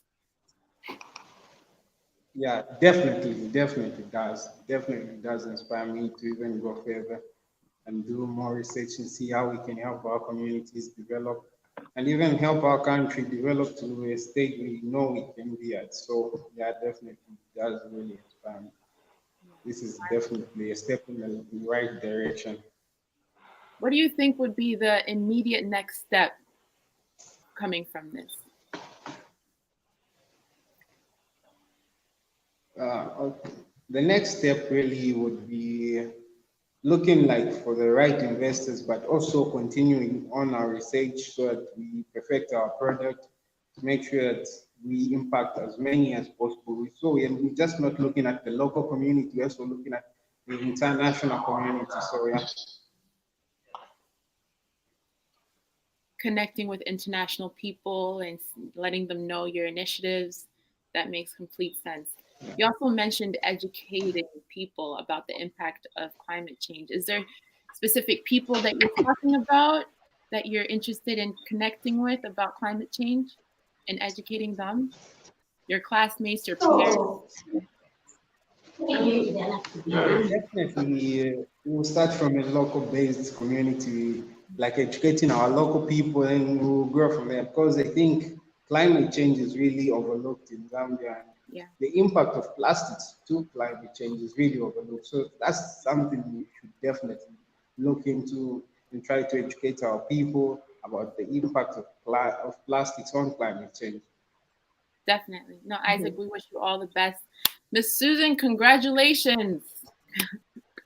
Congratulations. Thank you so much. Thank you. Thank you so much. Yes. How does it feel to be in the winning team, on the winning team? It actually feels great, but again, we have a huge responsibility ahead of us to deliver what we have pitched today. So it's going back to the drawing board, listening and factoring in all the feedback we got from our judges, and then seeing how we can start our project off. And it shouldn't just be a project and presentation, but it should also be a project that will start off and also put up other women and the youth in the communities to be within the project as well. Amazing. And finally, just before we wrap up, how, if people are interested in finding out more about your project and where you've got to, maybe providing some input, where can they find more information about you guys and the project and its progress? Okay, so they can find us at Anakazi Center, located in Lusaka. And if they want to get us online, they can go online www.anakazi.org to be get access to the other programs, or if they're interested in climate change, and also get in touch with Gladys as well. I'll probably send in her number down in the comments. But for maybe physical partnerships or anything, they can find us at the Anakazi office. Sure. Okay. Well, we'll let everybody kind of reach out through the Anakazi Center, and yeah, that sounds all good. So, Ms. Nello, in terms of next steps, what do we have on next? So far, I believe Ms. Eureka is going to come on, share a few words. But in the meantime, I'd like to encourage, with all these great ideas, someone mentioned Instagram, create an Instagram, share your information. And then from there, someone else mentioned not information. We'll learn a lot from YouTube videos and just kind of connecting through social media platforms like Instagram. So hopefully I'm looking forward to you creating that and me following and understanding more on your initiatives. But congratulations again on being the winning team. I'm really glad to have been here to witness that. Great. Thank you, guys. Enjoy your win. We'll probably transition on to Eureka, the founder of the Anakazi Center. She'll give us some closing remarks, and then we'll wrap up. So, Eureka, the floor is yours. Thank you so much. This has been so exciting. We've been working with a team for the past 4 weeks, and so each group is special to us. And I just want to congratulate the winners. All of them are winners. So thank you so much. But before I go any further, I just wanted to say a huge thank you to His Excellency, the Ambassador to the African Union, Mr. Emmanuel Mwamba.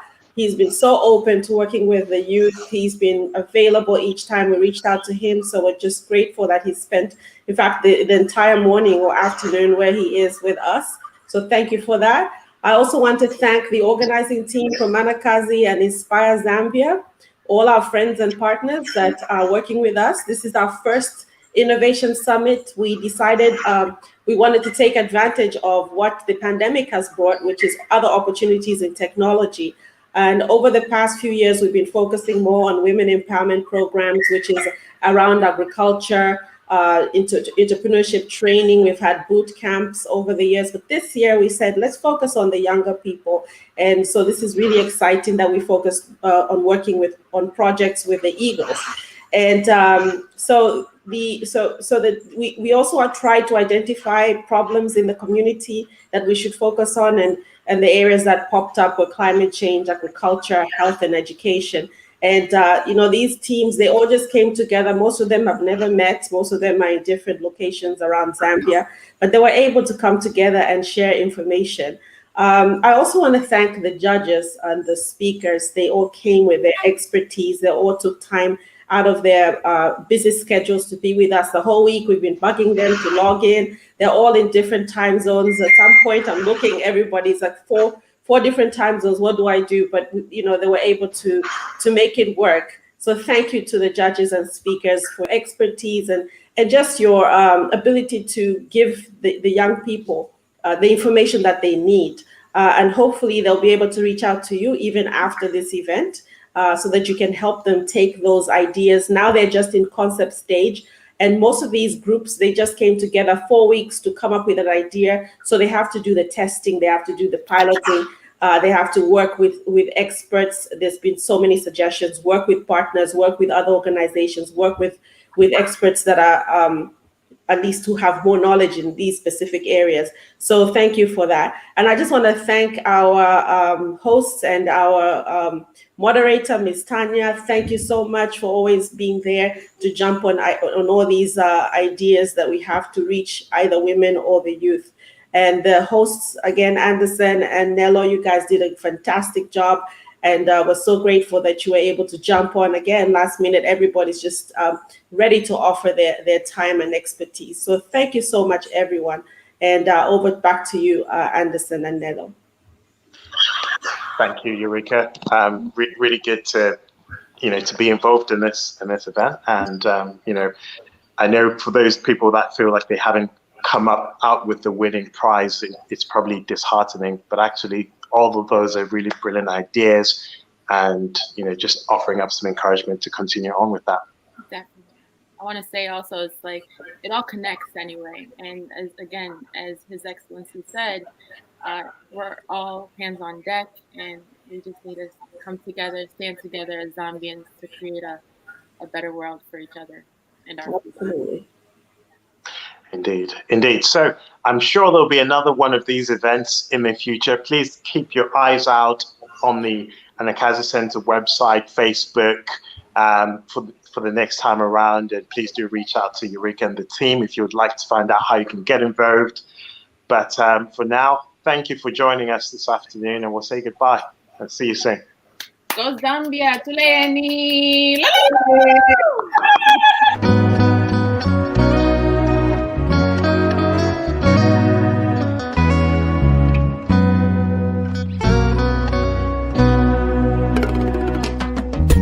I'm a child of the motherland, born and raised in Mother Zambia, land of refuge and a home of peace. To many who need a place to go where they are free. Disagree and we may argue, but we have never been at war. Of all that we have been through, we are still one Zambia, one nation under God. My Zambia, my identity, this is who I am, it's who you are. My Zambia, my identity, this is who I am, it's who you are.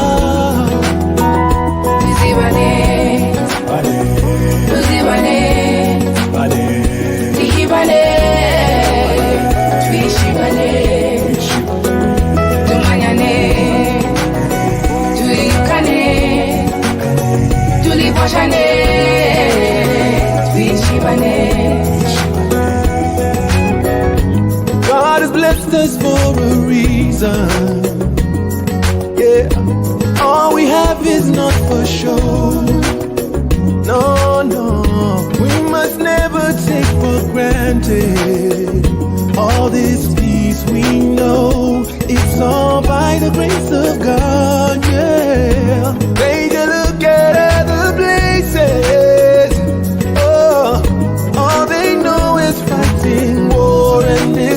destruction. In spite of all that we are going through, we are still one Zambia, one nation under God. My Zambia, my identity, this is who I am. It's who you are. My Zambia, my identity, this is who I am. It's who you are. Tizibane, tuzibane, tihibane, twishibane, tumanyane, tuyukane, tuliboshane, twishibane. Beacon of light among many nations, we are blessed to be a blessing to all. This is our home, a city of refuge. Let's be proud of who we are and of our land. My Zambia, arise and shine, for your light has come, and the glory of Jehovah is upon you.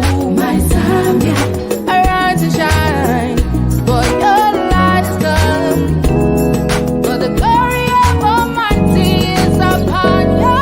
My Zambia, my identity, this is who I am. This is who I am. It's who you are. It's who you are. My Zambia, my identity, this is who I am. This is who I am. It's who you are. It's who you are. Tizibane, tizibane, tuzibane, tihibane, twishibane, twishibane, tumanyane, tumanyane, tuyukane, tuliboshane.